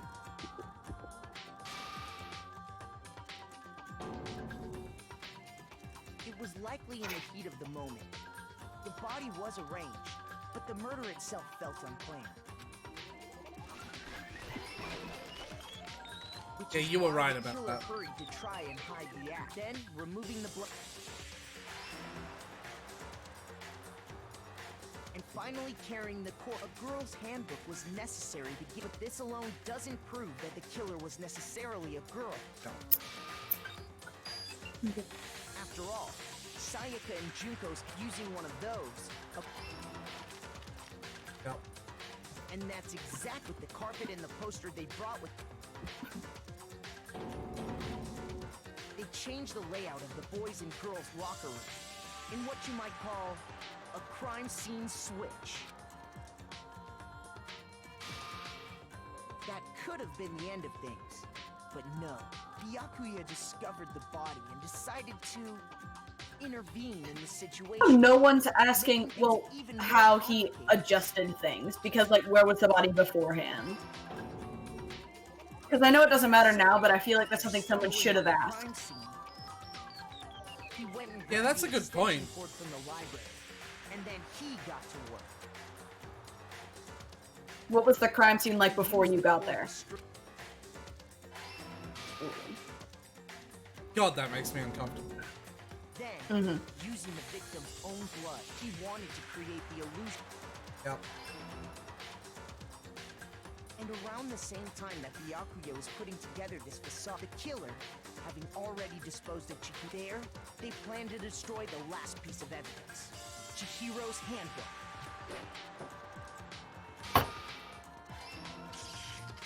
And just as the killer expected, the steamy sauna was enough to ruin the electronic gadget. Somehow, the killer knew that and the reason they knew that is because the sauna had already, and that's how it all played out. This saddens me. I can understand. I can understand. Wait. No. This can't be right. Where's your evidence?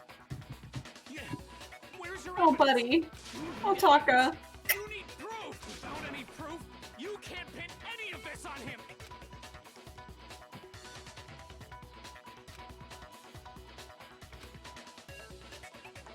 This is just reloading.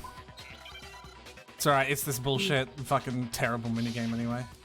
And you do it with the Taka, not Mondo, ironically enough. Show me some evidence. You're wrong. I won't listen. That's it. I refute you. False. Show me some Oh no, it's the invincible stuff. I won't listen. I refuse to vote. Oh, no. That's what it is. Sometimes the opponent will use their focus gauge to remove the tracker, but being musically inclined, I kind of just know. Yeah. Remember I said you would, I must have gotten it wrong. I refute you. False. You're corrupt. Show me some evidence. I won't listen. Show me some Wow, I'm not doing great. You're wrong. I won't listen. Fucking hell, thank you! I refute you. Show me some evidence. I fucking hate that minigame. Yeah. Show me this should prove it. Shut the fuck up, Taka. I absolutely hate that minigame. If my thinking so far is right, Mondo must have replaced his broken handbook with Leon's. In which case, we can just check each of our handbooks right now. Once we do that, we'll... We don't gotta do that. Huh? Yeah. Yeah, Everything alright, Snow? Yeah. I did it. I don't like this. I feel so bad. My baby boy. He just admitted to it. I know.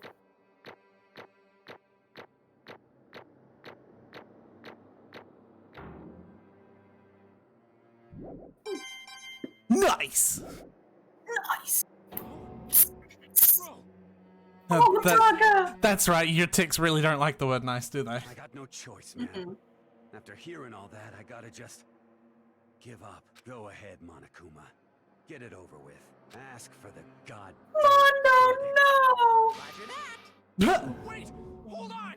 No waiting. No Oh, holding on. no. Time for the moment we've all been waiting for.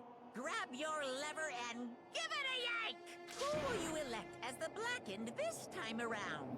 Will you make the right choice or the dreadfully wrong one? What's it gonna be? What's it gonna be?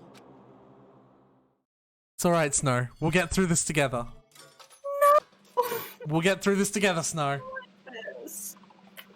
We'll get through the we've got to watch this. Oh, no. We've got to watch what happens. We'll get through this together, Snow. Is it bad? It's pretty bad. What? Uh-oh! This time it looks like you got it right again! Yes, it is so. The blackened that killed Chihiro Fujisaki was... Mondo Wawada! No. In case you're In case you're wondering, the vote was not unanimous. Kiyotaka chose the wrong answer. You're treading very close to the danger zone, Mr. Ishimaru. You need to be more careful. I refuse to believe it. There's no way. No way he would kill someone. Sorry. What is this? Why are you apologizing? Why? Why? Why? Why did you do? Oh my god. Now then. Are you actually crying, Snow? Shut up. Oh my god! Oh, I feel bad. Well, it looks like Mondo has taken a vow of silence, so allow me to explain on his behalf. Actually, I'm gonna say this normally because my throat dying. Okay. The story of the murder this time is the sad story of two men. Oh, but for anyone who really doesn't want to hear it, you can... Fuck you, Monokuma. Anyway, there was once a young boy, and his name was Chihiro Fujisaki. He had an extreme inferiority complex regarding his own lack of strength. You're so weak, even though you're a boy. He'd heard things like that as long as he could remember, and he couldn't overcome his weakness. On the contrary, he tried to hide and bury himself further and further into that weakness, to take on the fragile form of a petite young girl. He had chosen that as his way out. But no matter how tightly he wrapped himself up in that shell, the inferiority complex had already taken root deep inside of him, and it was not so easily weeded out. As it turned out, that shell was completely empty. The complex didn't disappear, instead it only grew stronger and stronger. Weak, weak, weak, weak, weak, weak, weak. Once the killing game had begun at school, he had no choice but to accept this fact. After all, this world is survival of the fittest. If you're not strong, you don't survive. And then the lovely and hateful Monokuma announced the revealing of the embarrassing secrets, which of course included Chihiro's embarrassing secret, which I was more than willing to divulge. Even though he dresses like a girl, Chihiro is actually a boy. Hey, And that was something Chihiro couldn't let anyone find out no matter the cost. If that was revealed, it would be it. The hardened shell would crack, the armor would fall away. Without a doubt, those around him would torture him more than ever before. Except they wouldn't, but that's the way that people in this position figure out. This is what I'm talking about, how these issues are trans-related even though Chihiro isn't trans. Everyone figured being trust in such a violence is bad. And yet! I'm sorry. But... He also didn't want to leave it the way they are. After I tried my best to become strong, then I can tell it. Annoyingly, he used the threat of discovery to motivate himself to become stronger. That's right. Now's my chance. I want to change. I'm gonna get stronger and accept who I am, strong enough that someone says, yep. With that thought in mind, he resolved to take immediate action. And so, today he made the commitment to begin exercising. He was prepared to retrain his body and mind. But sadly, that would be the first and only chance he would get. When he decided to start exercising, he thought it'd be good to ask for someone's help, but he wanted to tell that person his secret first and then ask him to help from there. And the person he went to... Yeah, that's right. It was me. Yup, it sure was! Back again, fella had been painfully clear how important his manly promises. So Chihiro probably figured that even if he confided in Mondo, his honor would probably make him keep the secret. Plus, Mr. Macho Mondo was the very symbol of a strong man that Chihiro had always aspired. Maybe talking to Mondo about it give me some help and courage. So he went and asked Mondo to become... Wait, that's... So he went and asked Mondo... Yeah, I know. The name can sometimes be off. That was his aspiration. And he thought that only with Mondo's support would he ever be able to come close to that. Correct. So then that must be why Mondo did what he did, to keep the promise he'd made to Chihiro. Did what he did? You mean that's why Mondo carried Chihiro from the boys' locker room into the girls' locker room? Indeed. Yes, that's exactly what I mean. Wasn't that to cover up what he'd done? Certainly. That could have been part of it, but I don't think that it was the main reason. The real purpose was to keep the promise between men he'd made to Chihiro. But how does moving the body keep a secret? Because if everyone knew he'd been killed in the boys' locker room, then everyone would have been arguing about how she got into the boys' locker room, right? Once that started up, at least a few of us would have immediately begun to suspect his identity. So, he tried to protect Chihiro's secret by putting him in the girls' locker room and stealing his handbook. See? Then Mondo did all that to keep the promise he'd made to Chihiro, who he'd also killed? Why would he do that? The more he talked, the more I don't understand. I mean, you guys trusted each other, right? So why? Why did you? Because no matter... Because no matter what, I didn't want anyone to know. I knew it. So that's what triggered it after all. The possibility of having your embarrassing memories and secrets exposed. That That's impossible! Nothing could have been that bad! Something that he didn't want anyone to know, even if it meant killing someone? It's impossible! You're a moral compass, excuse me.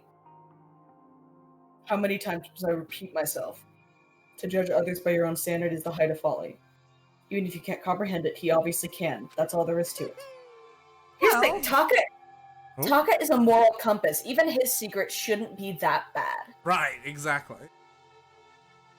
Well, while we're on the subject, why don't I tell you? That embarrassing memory, that secret that he didn't want anyone to know.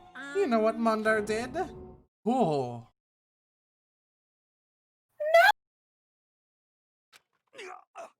This just keeps hurting. Mondo, the ultimate biker gang leader, makes all the hoodlums and riffraffs across the country tremble, but the only reason he had the chance to join a gang in the first place was because of a certain someone. Mondo's older brother's name was Daya Owada.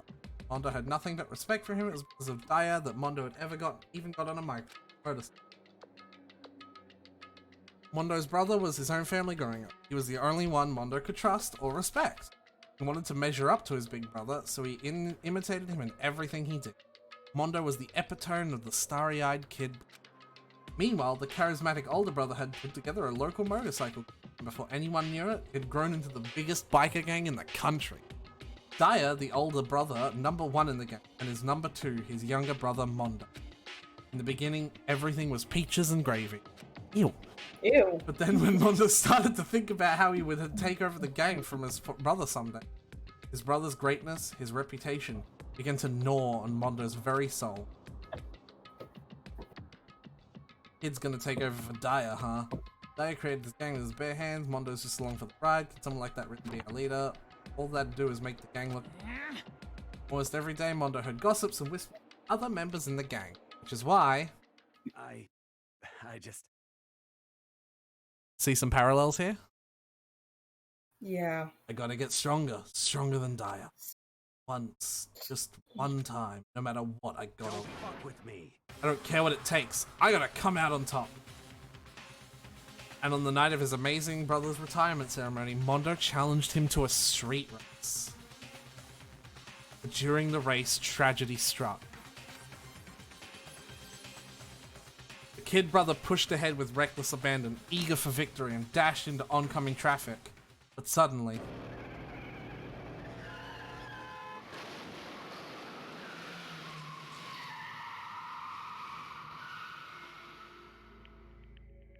laying in his kid brother's arms, the older brother delivered his final words. My bad, kid. I fucked up. Sorry. Of course he knew it was his brother's fault, but Daya never blamed him for what happened. Hey kid, the rest is up to you. No matter what, you gotta keep the gang together. Cause it's the team. You and me put together. It's a promise between men. He just... Fuck you, Monokuma. That just does that... Just that little... He decided to hide the truth of what happened from anyone else in the gang, in order to keep the gang together, and to keep the promise to his brother. He could never admit to anyone it was his own weakness that had caused the accident. And as a result, the team was made even stronger, under the banner who'd the kid who'd bested his big brother. Daya was gonna lose to his kid brother, so he got stupid and got himself killed. That became the explanation for what happened. Mondo's lie became the truth. He wanted to lead the team so bad, he was willing to tell all kinds of lies about his brother. I just... And yet, as soon as that killing game began, he realized no matter how tough he pretended to be, he was just another weakling that could die in an instant. And then the lovely, the hateful Monokuma announced the revealing of the embarrassing secrets, and at that point, it was clear I'd have no point shedding light on his secret. Mondo killed his own older brother. No matter what, I couldn't let the other gang members find out. If that happened, everything would have been ruined. Everything me and my brother had worked to create would have been destroyed. His death, all the guilt I'd be carrying around, it all would have been for nothing. So that's why... Mondo, After I saw what Monokuma had on me, my head filled up with all kind of fuzzy uneasiness, and it just started swirling around. I never felt anything like it before. I didn't know what to do about it. Wasn't sure what to think or say, but after a while that fuzzy uneasiness turned itself into a rock-hard lump of anxiety way down in my stomach. It was right around then that Chihiro asked me to start working out with him. Right there, told me his secret. Seriously? Jesus! I'm sorry. Yeah, I'm sorry I lied to you. But why? Why now? Why are you telling me this all of a sudden? Huh? Huh? Because, I mean, you've kept the secret for all this time, right? If anyone found out, you would... But... You're right, but... I want to change. I love Chihiro. I wrap myself in lies. I'm weak. I want to destroy that version of me forever. His words were like a knife in my gut. His words were like a knife if my... Okay, I can't really joke. So do you understand sort of the parallel between Chihiro and Mondo? I see it. Shut up. Chihiro is like, they're both harboring this secret that's incredibly revolutionary. But Chihiro, the one who is like physically looking weak, is the one that's able to believe that they can conquer that secret, not Mondo. And because of that, I felt like I was exposing the lie. I have to change. I don't want to be anymore. You're so strong, I can't hurt you. Whatever secret Monokuma might tell us. You piece of... So what? You're saying I should just say it? You're saying if I really am, I should just be able to tell everyone my secret? Huh? I was jealous. I was jealous of Chihiro's strength. He had the strength to face his own weakness, to try and overcome it. It was the kind of strength I'd never had. So I was jealous of him. And that jealousy broke me. Are you making fun of me? I'm strong? Are you fucking with me right now? No. I'm not making fun of you. You really are strong, Mondo. I felt like I could hear something starting to crack. Something inside my head. What did he want me to do? What was I supposed to... I think this is supposed to be past text. Was I supposed to just sit back, let my secret get revealed and ruin everything? What's wrong? What's wrong? Why did you have to tell me that? Are you trying to rub my failure in my face?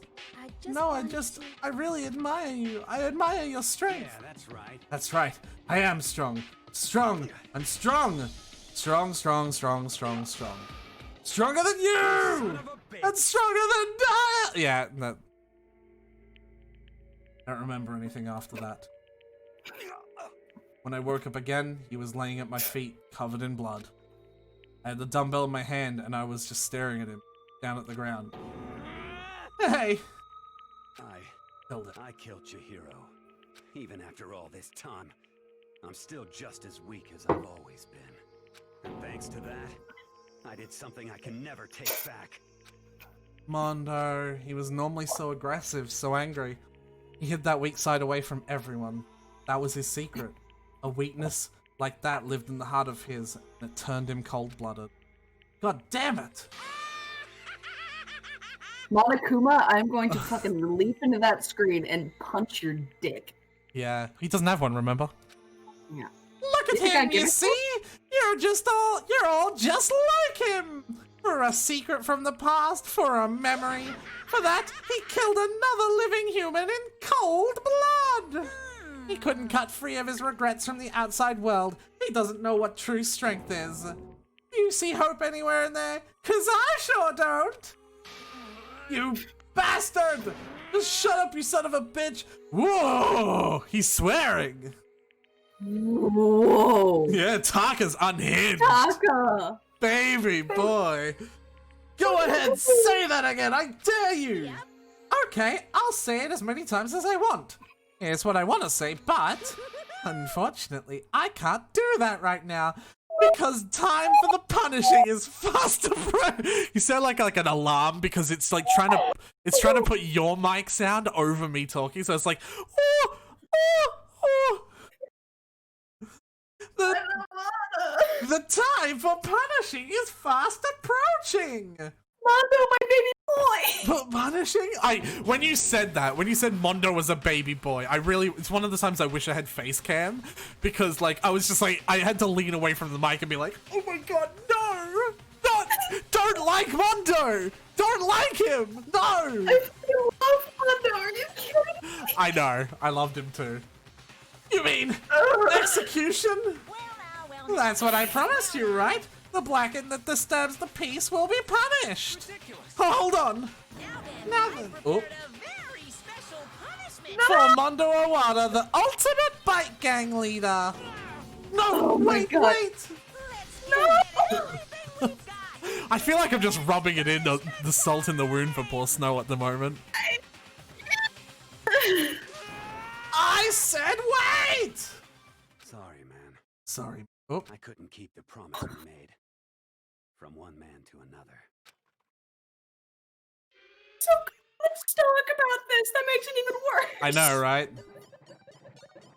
I think he dragged... No, I wish he dragged him by his pompadour.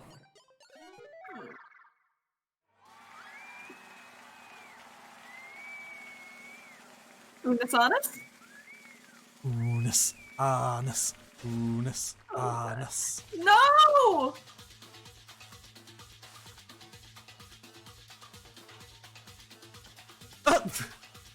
I forgot that detail.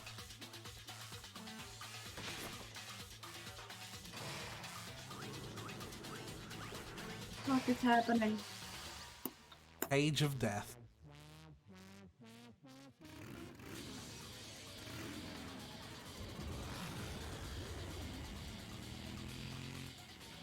Mondo!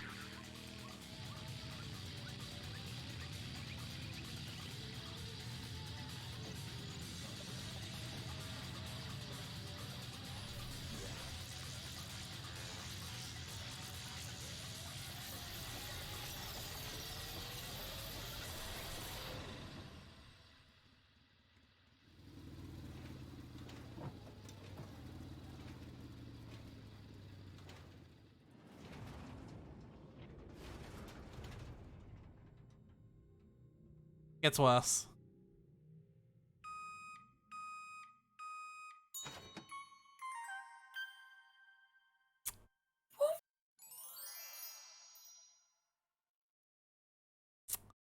Yep.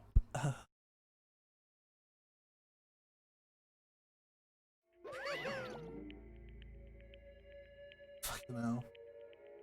Fuck you. Yep. Baby boy! Do you need hugs, Snow? Yes. I offer you virtual hugs. Virtual hug, please. They offer you virtual hugs. I know people have been very silent in chat right now. Can we get some virtual hugs for Snow, please? She lost her baby boy. My baby boy! I think she's actually crying as well. Like, I don't think this is an act. I think she's actually emotional. Can we get some virtual hugs in the chat? If anyone wants to at all, that'd be great. Laugh at death and your soul will forever be at peace. Oops, I wasn't on the right one. Still wasn't on the right one. Nope. There we go. It can't be my brother. Another murder and another execution. I want to feel again. Everyone's lives are taken so lightly here. I feel like I might be going mad. Maybe I'll just let it happen. I know, man. I feel it too. As Taka's sad screams invaded our skulls, we were each forced to realize once again that he, of course he had to. I feel like you're not in a state, so I'm just gonna volunteer. Thank you. Because I feel like so disappointment. It probably doesn't set the tone for Byakuya very well, you know. What a disappointment. This is the end of the game. But Byakuya! What is this? You're completely insane, you know that? A game? One of our friends is dead, don't you? Well, actually, you probably could do Aoi, because she is crying as well. I think you're being a little too loud, because it's not coming through the mic.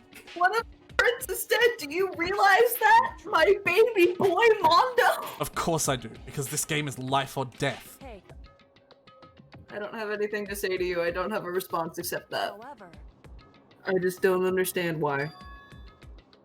Why did you go out of your way to disguise Mondo's crime? What? Because he's Why? my baby boy and he deserved to escape. Why? Isn't it obvious? Because it made things more interesting.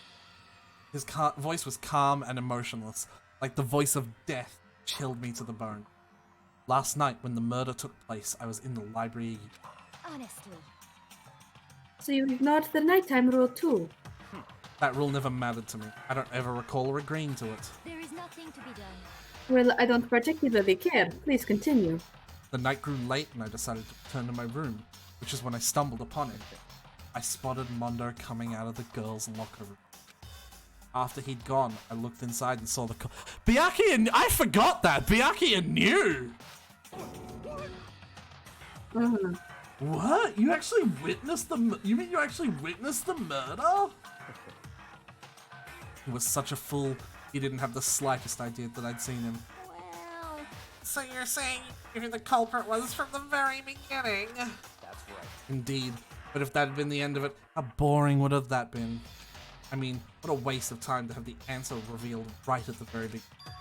Which is why I decided to lend a little helping hand. I thought it would liven things up.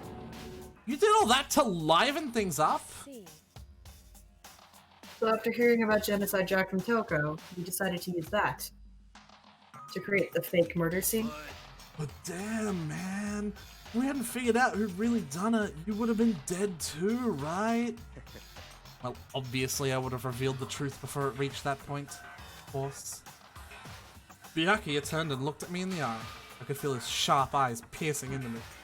Thanks to a certain remarkable someone, never did, and I was able to perform an interesting experiment. Interesting. Once I do decide to become the Blackened, now I know who I'll have to watch out for. Correct. So that was your reason? Are you satisfied? Indeed. Yes, we're done listening to your story. Moving on. There's something I'd like to ask Monokuma. What's this? Oh, I'm up next! You like to perform these elaborate executions each time, correct? My question is, why? Do you like them? But No! You know, this punishment, this despair, it's not just for you. All this punishment, all this despair. I actually like this song the most, I think. Is my gift to mankind itself. You're over-exaggerating. I am not over-exaggerating. These punishments are meant to transform all hope into despair. What do you mean? Mean? Mean? Mean? Mean! Good grief! I don't understand why you have to pick apart every little stupid thing! I guess you want Byakuya back now that you've calmed down? Sure. Whatever. It doesn't matter. In the end, I'm going to stand alone as the victor, and then everything will be revealed to me. Ah, the noble son of a noble family. Truly you understand me. Ooh, I think this is the start of a terrifying friendship. Shut up. I would never stoop to the level of a childish criminal like you. Let me just say this. After I've achieved complete victory, you are up next. I'm going to find you and kill you. Understand? In the name of the Tagami family, for which victory is a foregone conclusion. Oh, so cool. It's like you're the main character of a video game or something. No trash mob for you. I swear, whatever it takes, I will kill you. Oh, temper. Sounds like someone needs a nap.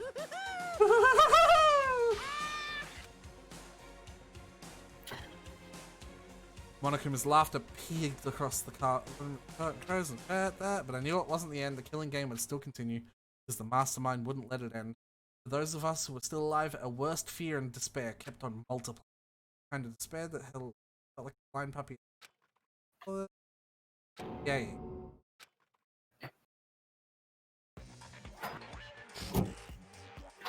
Well, anyway, like I was saying, This is a pretty good spot. Yeah, a really good spot. Are you busy, Snow, or are you able to look? 'Cause No, my mom just came she just got home from work, so. do you see what's happening? Anyway, Yes, I do. Amazing how that girl went and killed someone before things even had a chance to get boring. Once things really get moving, it'll be like a roller coaster. There won't be any stopping it. Fear and despair charge forward at a speed nothing can hope to match. But I must admit, I'm disappointed. I went to all the pain and effort of making you part of the group, and you couldn't play your part. You do remember you were supposed to make the first move, right? Well, no biggie. Nothing we can do about it now. So just do your best to make things more exciting from now on, okay? After all, that's what everyone wants to see. I'm not going to give this person any voice just to not give away who they are. Oh yeah, no, I'd rather it be like that. I know my measurements. Fire away. Who is it? 16th high school. X fucking excuse me? You really took me by surprise there. I know I said you could ask anything, but super denied, ultra denied, demonic denied. Because you see, that's my ace in the hole. And nobody'd be dumb enough to reveal that, right? No matter how close they were to their friend.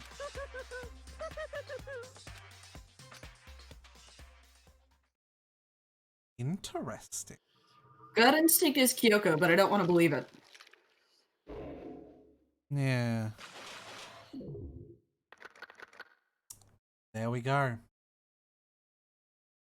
I want everyone to know, by the way, that's not a bit. I'm legitimately fucking broken. I know. You. Fuck you. Fuck you too. And then G, sniff, sniff. I know Hello. I shouldn't cry, but I've had enough. I can't take it anymore. Getting out of here anytime soon. It's impossible. I can't let myself think about how much I want to get out of here. If I keep thinking like that, I might decide to.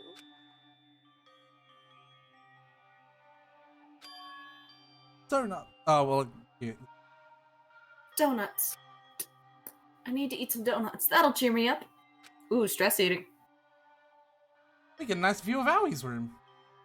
Glazed donuts, twisty donuts, jelly donuts, cream-filled donut holes, mozzoladas. Okay. Mozzoladas, however. Oh god of donuts, I'm praying for a wonderful encounter. So we're playing as her now? Not quite. I'm sorry. Please forgive me for breaking the nighttime rule.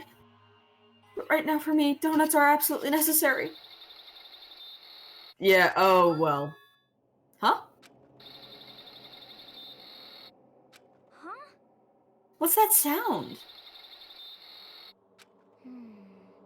Sounds like it's coming from the bathhouse. But Super scared, but... Is someone there? Gasp! The fuckity fuck fuck? This is the weirdest chapter. It has the fanfic writer on the cover, so I'd assume so. The morning after the conclusion for the second class trial.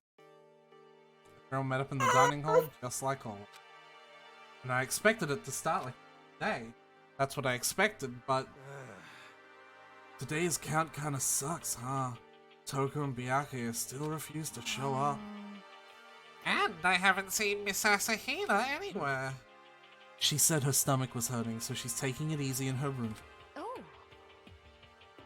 This is rather unusual for her. Normally she is so full of energy. Can I just point out, by the way? Hmm? Nobody is at all concerned that we have Genocide Jill living with us at this point. No one really does get concerned for quite a while. Why? I don't know. No, which is exactly what makes me The worry. fuck? So it's just the 7 of us then? It looks that way. How about that? Right, it's times like this where the committee chairman needs to get things going with a bang. Aww. Impossible. Or not. Aww, Taka. Taka hasn't said a word since everything that happened yesterday. One look at his face showed that he hadn't slept a wink last night. It must be because of Mondo. What? Yeah, okay. So I mean, what's gonna happen now? We haven't found a way out. And we have no way of help is ever gonna come. Oh, now I'm all depressed just thinking about it. We simply have to make the best of things, do our best to get along and live together in peace. Forget about the outside world and accept this new life. This is the only hope we have now. What? To live here forever? Here we have every convenience. We have food, clothes, ever need to see to. Why are you dissatisfied? In fact, let me ask you this. What is it about the outside world that you long for? Competition, discrimination, victimization, and violence. As society grows, so does its perversion. In which case, is our current situation not... Demon Angel, pretty punchy princess! Hmm? Here we go. Maggie, the drill shop owner, the bunny in Amazon, Kangaroo Dog Boy, the Robo Justice, the Galactic King, and what I mean is there's no 2D here! There is nothing to be done. The mastermind puts such base desire to their advantage, bending you to their will. Okay, well anyway, since Taka's like catatonic, as the oldest one here, I'm officially stepping up to take the lead. So, we're all gonna work together and spend the rest of the day searching the school. Searching? Right? Well, I mean, since the class trial is over and all, there should be new places for us to investigate. Yeah, that's the ticket. Maybe we'll find some kind of clue this time. Then once we're done eating, let's split up and begin looking around. You have any problem with that, Celeste? There may well be a discovery waiting for us which may further enrich our life here. No, the point is to look for clues. Can I also bring something up? Go ahead. Why the fuck hasn't Hero's ability been used at all? Because it's... Hero's a joke character. But also, if he's if he's legitimately a clairvoyant... Yeah, no, you're right, but he's the joke character. He is the comic. Huh. Yeah, but if he's the clairvoyant... You called for me and so I appear! Genocide! Ah, nobody called for you! What the? How come it's Genocide Jill and not Toko? Nobody's concerned. At all. God, this place is just amazing! Finally, a place where I can just be my murdery self. Which is why I've decided to stop holding back and spread my wings. No more hiding in a cave for me. Plus, I have another battle to fight. The whole killer with the split personality thing is so overdone. I gotta destroy that stereotype. I'll fight all day and night to murder those totally slanderous cliches. But you are a killer with a split personality. If she weren't here, my chances of survival would go up at least 10%.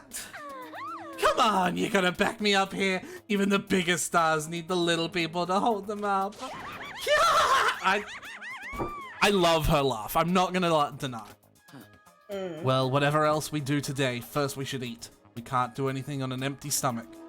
You're right, let's hurry up and eat so we can start our investigation. So we were forced to eat breakfast with the murderer. After a much very needed but very annoying, we set to work looking around the school. Genocide Jill has their own relationship bar. Has what? Their own relationship, like, rewards. Oh, jeez. Yep. Alright. So, the first thing I want to alert you to is the fact that this is still not opened up. Okay. So what we have is a third floor on the school itself. not the dormitories. I suppose I can't fast travel there because I haven't been there yet, so I will just go.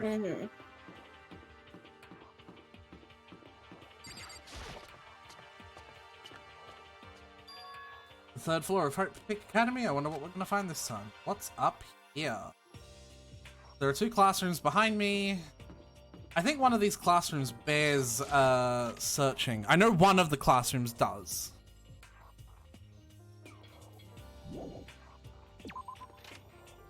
I just have to remember which one it was. Because it's actually kind of important.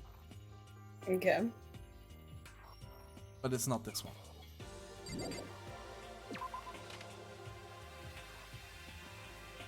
Right, which room do you want to go to first? I mean, just in order? Yeah, let's just do an order.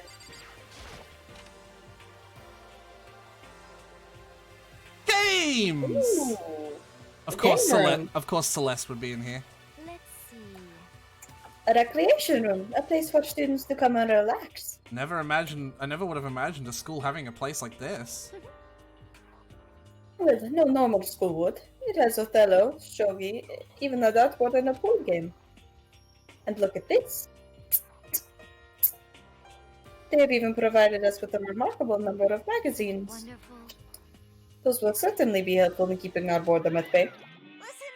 Ring, ring, ring! Hello there! Allow me to expound! We've got fashion, motorcycles, martial arts, video games, baseball, science, all kinds of magazines.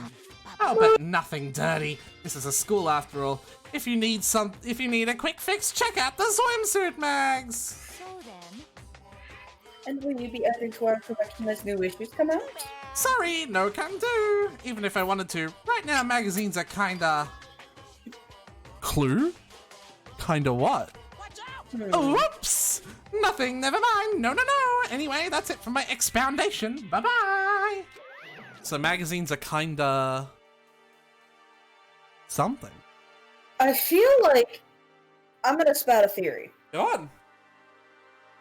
I know the videos have been, like, suggesting a certain thing. I don't think it's, like, apocalyptic, the world is fucking over, shit like that. I established earlier that this is a broadcast. Yeah. So I feel like there's going to be a shit ton of media coverage of the fact that this is a thing, so maybe the magazines are covering the fact that this is a thing, or there's ads for it everywhere. That makes sense. To make it successful. I'm not going to tell you either way, though. Yeah, I know. That's just my current theory. What he just said. I know, right? It bothers me too. Most unfortunate. Life here would be much nicer if he could add some new issues once in a while. How disappointing. Really? Do you want to examine anything in particular? I think right now we're good. Yep. There's just a lot of games, I think. This wouldn't be much.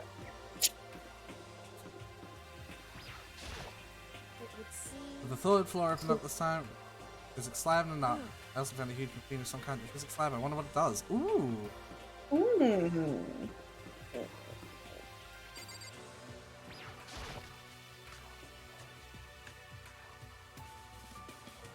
Art room.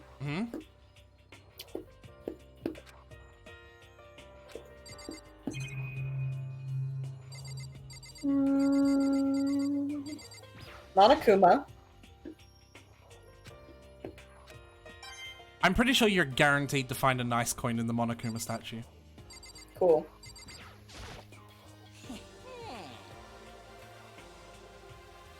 Alright. Well, look at all this equipment. It certainly scratches that artistic itch of mine. Art supplies, of course, but they've also got all kinds of sculpting tools.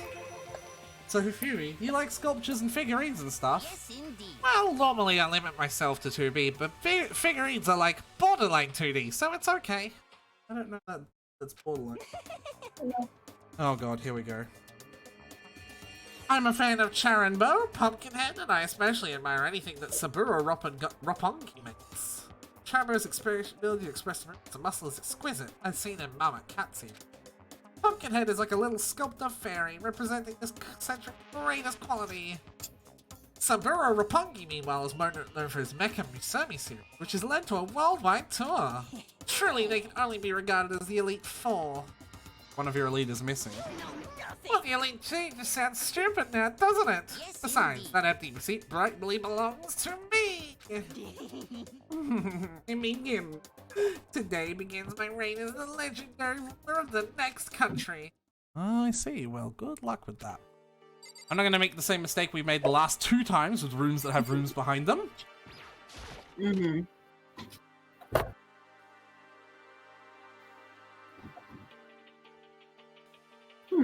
There's a picture. I need to look something up, because I'm afraid I actually might have. I don't think... I will get to that picture. I know, I'm sorry, but I will get to that picture. Okay.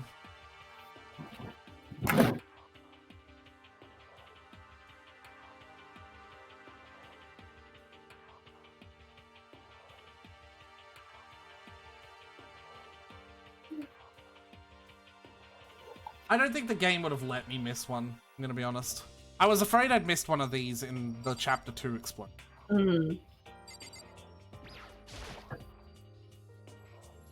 There's something on the floor. It looks like a picture. But as I stretch my hand out to picture it, almost as if on its own. And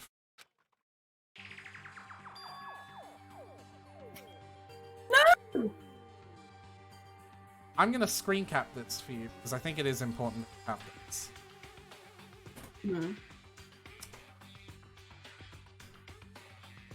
What could that mean? What I saw in that picture was Chihiro, Leon, and Mondo. And they were smiling? What is this? Questions started racing through my head, one after another. Why is it only these 3 people? What are they doing together? How come they're smiling like that? When was it taken? And who took it? Where's the camera they used? How did they... Alright, Makoto. And in the picture, the window in the classroom, there's no metal plate covering it. Which must mean whenever this picture was taken, it wasn't here at Hope's Peak. But there was no time to find an answer. All the questions floating around in my head were quickly drowned out by... That's mine! Give it back! Monokuma appeared out of nowhere and slashed the photo, and any chance I had at answers evaporated. You peeked, didn't you? Well, they all had some pretty dazzling smiles! They were definitely living their school life. It's like they ripped a page right out of the Book of Youth. What's going on with that picture? Do you know? I'm not telling you nothing! Why can't you give me a straight answer? I don't even know why I bothered asking.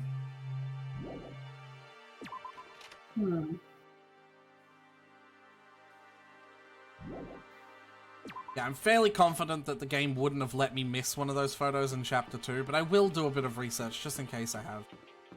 Okay. Look at this fucking futuristic ass. That's a door.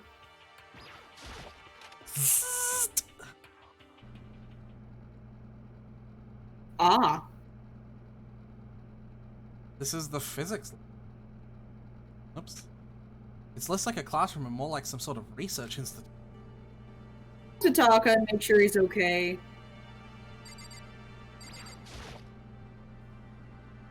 Hey, Taka, don't you think this place is like some sort kind of research institute? Still no reaction. So we do want to examine the big machine. What's up with this ridiculously big machine? Watch out! Can you take over my voice arts? Ouch! What? What, you want to do some quantum leaping? What? That's a time machine. Pretty awesome, right? It was designed by a student right here at Hope's Peak. The ultimate physicist. Oh, don't come here anymore. And I do the tragedy. The tragedy is important. It's just not yellow. Oh, yeah. A time machine? Seriously? So it can go back in time? Okay then, let me get in there. If I can go back to the past, I can stop Mondo for sure! Oh, sorry, not possible. This particular time machine can only back 1 minute. Go back 1 minute. It comes in handy when you, like, leave your pizza bagels in the microwave 1 minute too long. 1 minute? You sound disappointed. But actually, I was lying about the whole thing anyway. There's no such thing as time machines. What? Hey, Honestly, it's just an air purifier. It's a big enough one to pump air through the whole school, essentially. in other words, It can produce clean air no matter where you're at. With that thing, you can even live on Mars.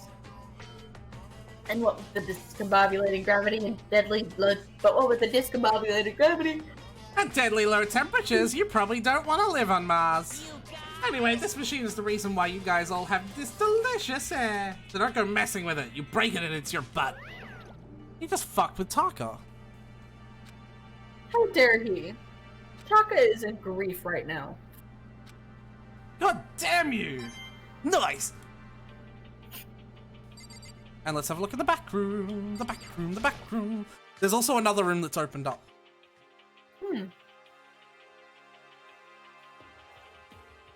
This is the equipment.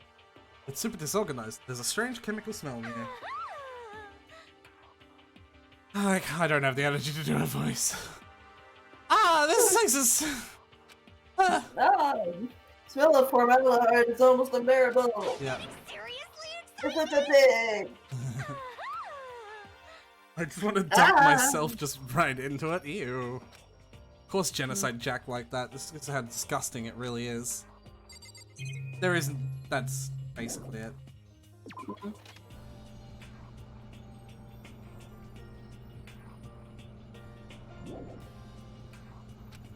Oh. I've clearly missed something. Let me use these instruments and stuff, materials, nice!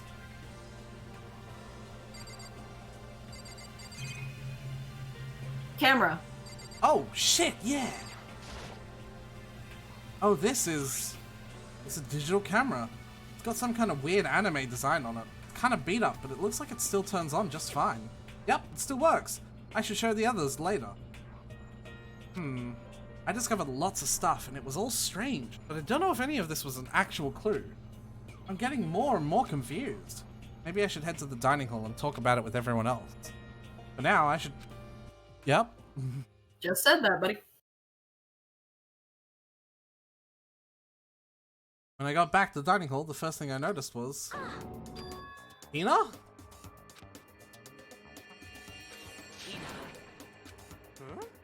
I thought she was sick or something.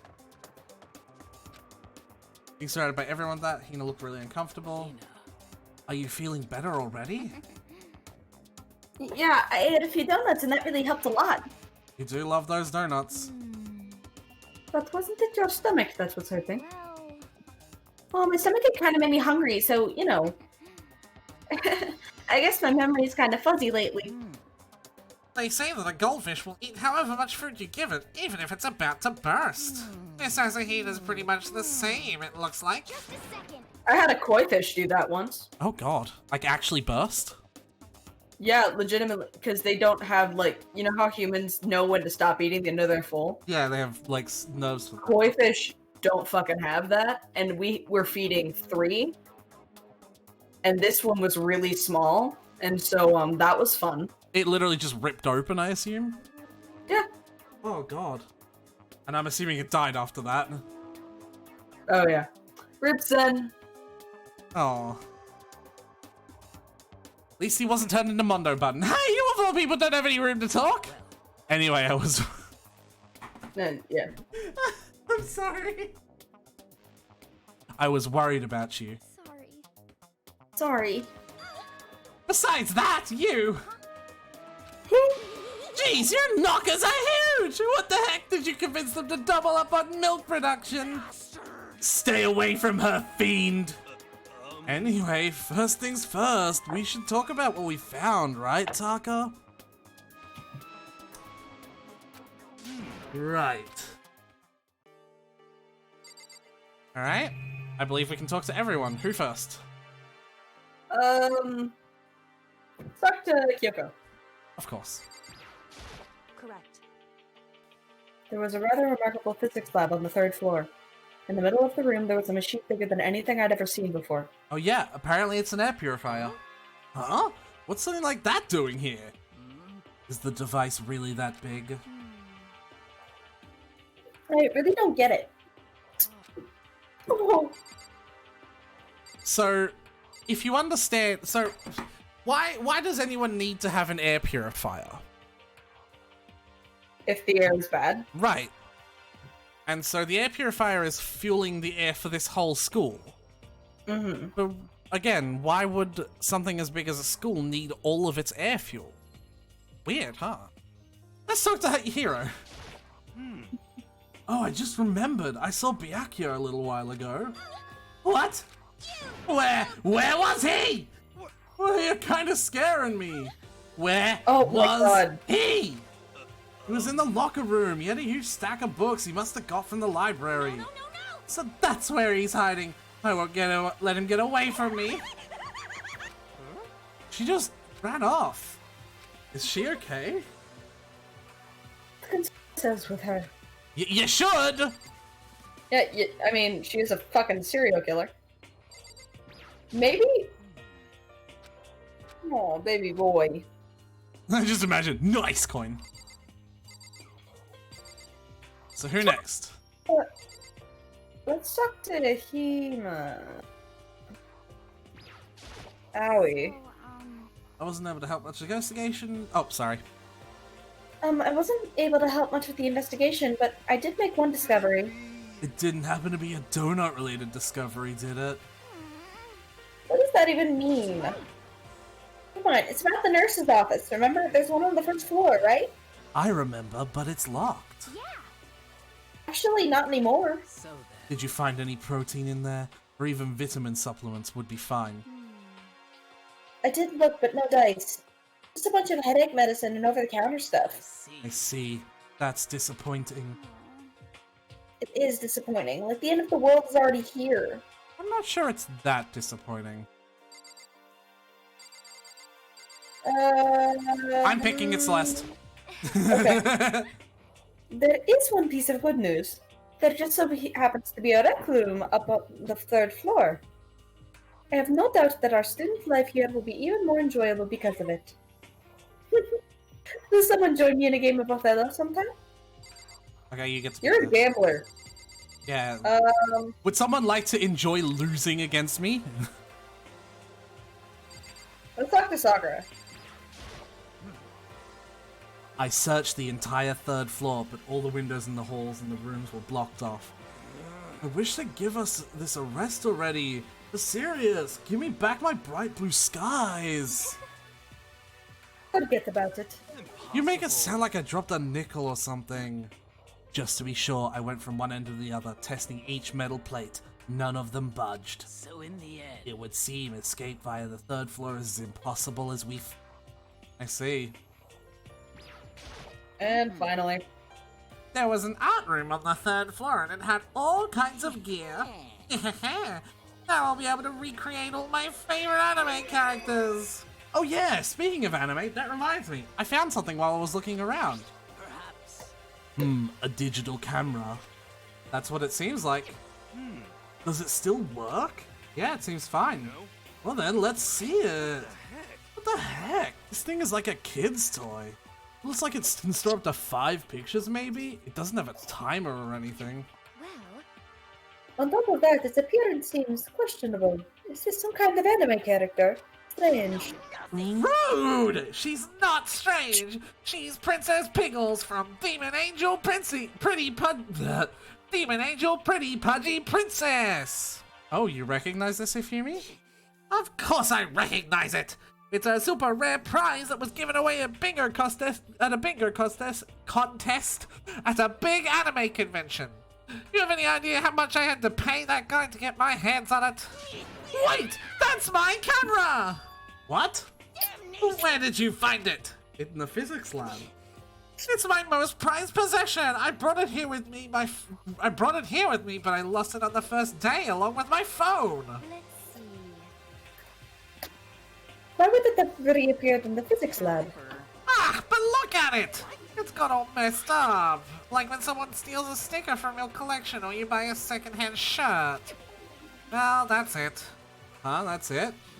It's not in mint condition. I don't need it anymore. But weren't you saying just how much it meant to you? May I have it? I might be able to find some sort of use for it.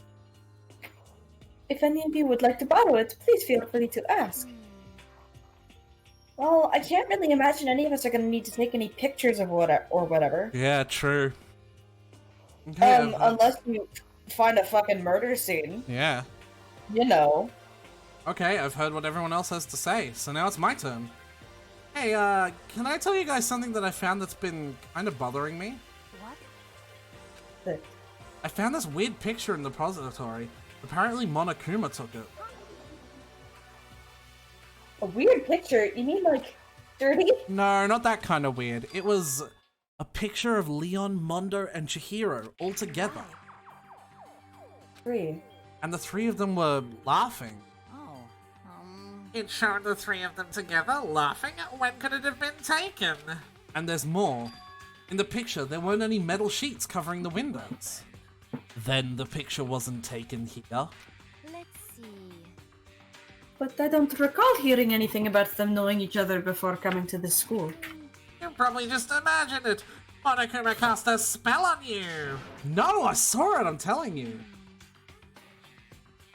But if it wasn't taken before we got here, or after we got here... I bet they're all still alive! No, I bet they're all still alive! They left the school and then took that picture! Is that right? That's impossible, after all. We saw it with our own eyes. They're all dead. Either murdered or executed. And they're not the only ones. No! Monokuma killed Junko. And then there's Sayaka. With 11037! That wasn't an illusion. It was real, I'm sure of it. They all died. There's no way any of them are still alive. So we have to figure out when that picture was taken. Monokuma most likely forged it. I can't imagine any other possibility. Forged? That all there is to it? Stay focused, man. Don't let Monokuma's bullcrap sidetrack you. He's right, but more importantly, on another topic, there's something that has been bothering me. To discuss that. So now we have to click on Celeste again. Nope.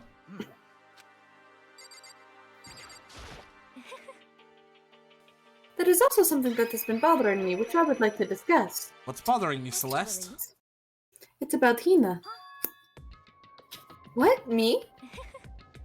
You said your stomach hurt, did you not? But I believe that was a lie. What really happened? Huh?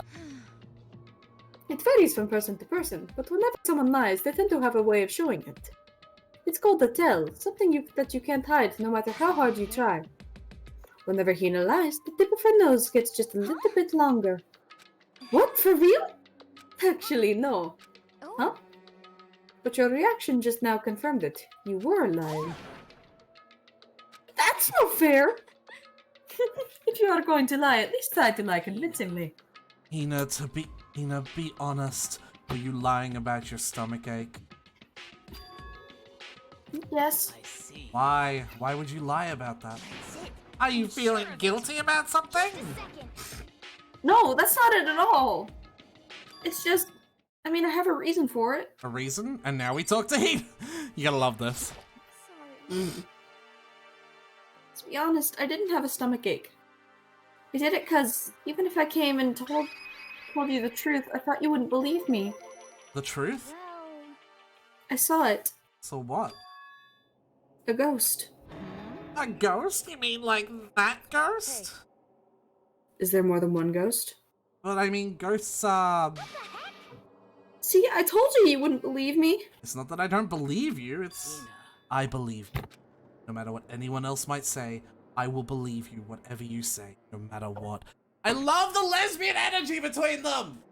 Those two! I fucking love Sakura and Hina's relationship. So can you tell us exactly what happened? If you really mean that, Sakura, then okay, I'll tell you. So it happened last night. I was in bed, but I couldn't get to sleep. I just kept thinking about everything that's happened up till now. I ended up just getting more upset. So to try to cheer myself up, I thought I'd go get some donuts. Donuts again? And you ignored the rule regarding nighttime. I know, sorry. I feel really bad about that. Anyway, please continue. Well, so I left my room and headed for the warehouse. Then I started hearing a strange sound. Well... It was coming from the direction of the bathhouse. So I headed that way. The locker was halfway open, so I took a look inside. And I saw a human shape, surrounded by a pale green light. There's no doubt who it was. It was Chihiro. No way! A ghost! Honestly. It is simply not possible. You must be mistaken. As in most cases of paranormal activity, it was born from your weakened mental state. Then all we have to do is go see this for ourselves, right? Let's just go to the bathhouse and see what Hina saw. It is a waste of time. Maybe, but there's no harm in it, right? If we don't find anything, that'll be the end of it. Sorry. You're gonna go and try and see a ghost? Is that... It's supposed to be a Shaggy reference, I'm pretty sure. Mm-hmm. A ghost? Is that really a good idea? It might put a curse on you. You can wait here if you want. I don't want to be alone! Take me with you! Hey. What are you going to do, Celeste? There is nothing to be done. I suppose I have no choice. How about you, Mr. Ishimaru? Are you going to wait here? Oh, Taka. I guess that's a yes. This seems like a good point to call a cliffhanger. Cliffhanger. Was there really a ghost? Will Snow ever recover? Will Taka ever recover? Will Taka recover? That's the real one. At least you've talked Will again. Snow ever recover from Mondo's death? Find out next time on Danganronpa Trigger Happy Havoc. Yeah, it doesn't work.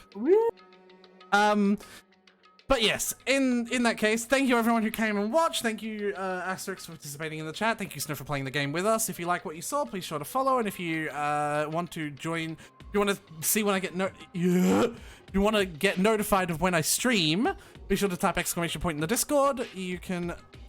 Is it the bot dead again? I keep on not actually noticing that during the fucking stream. That bot hasn't been doing any of its messages. Can I not have to fucking turn Cloudbot on every single fucking stream? So type exclamation point Discord in the chat to be able to get to the Discord channel.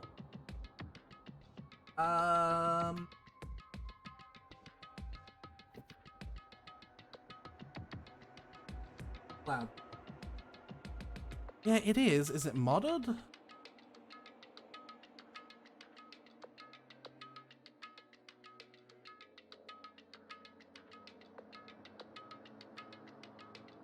Not in my viewers. This is kind of frustrating, I'm not gonna lie. Yeah. Oh, Streamlabs is. Yeah, Streamlabs is in my viewer list. So why hasn't it been... Maybe there haven't been enough messages for it?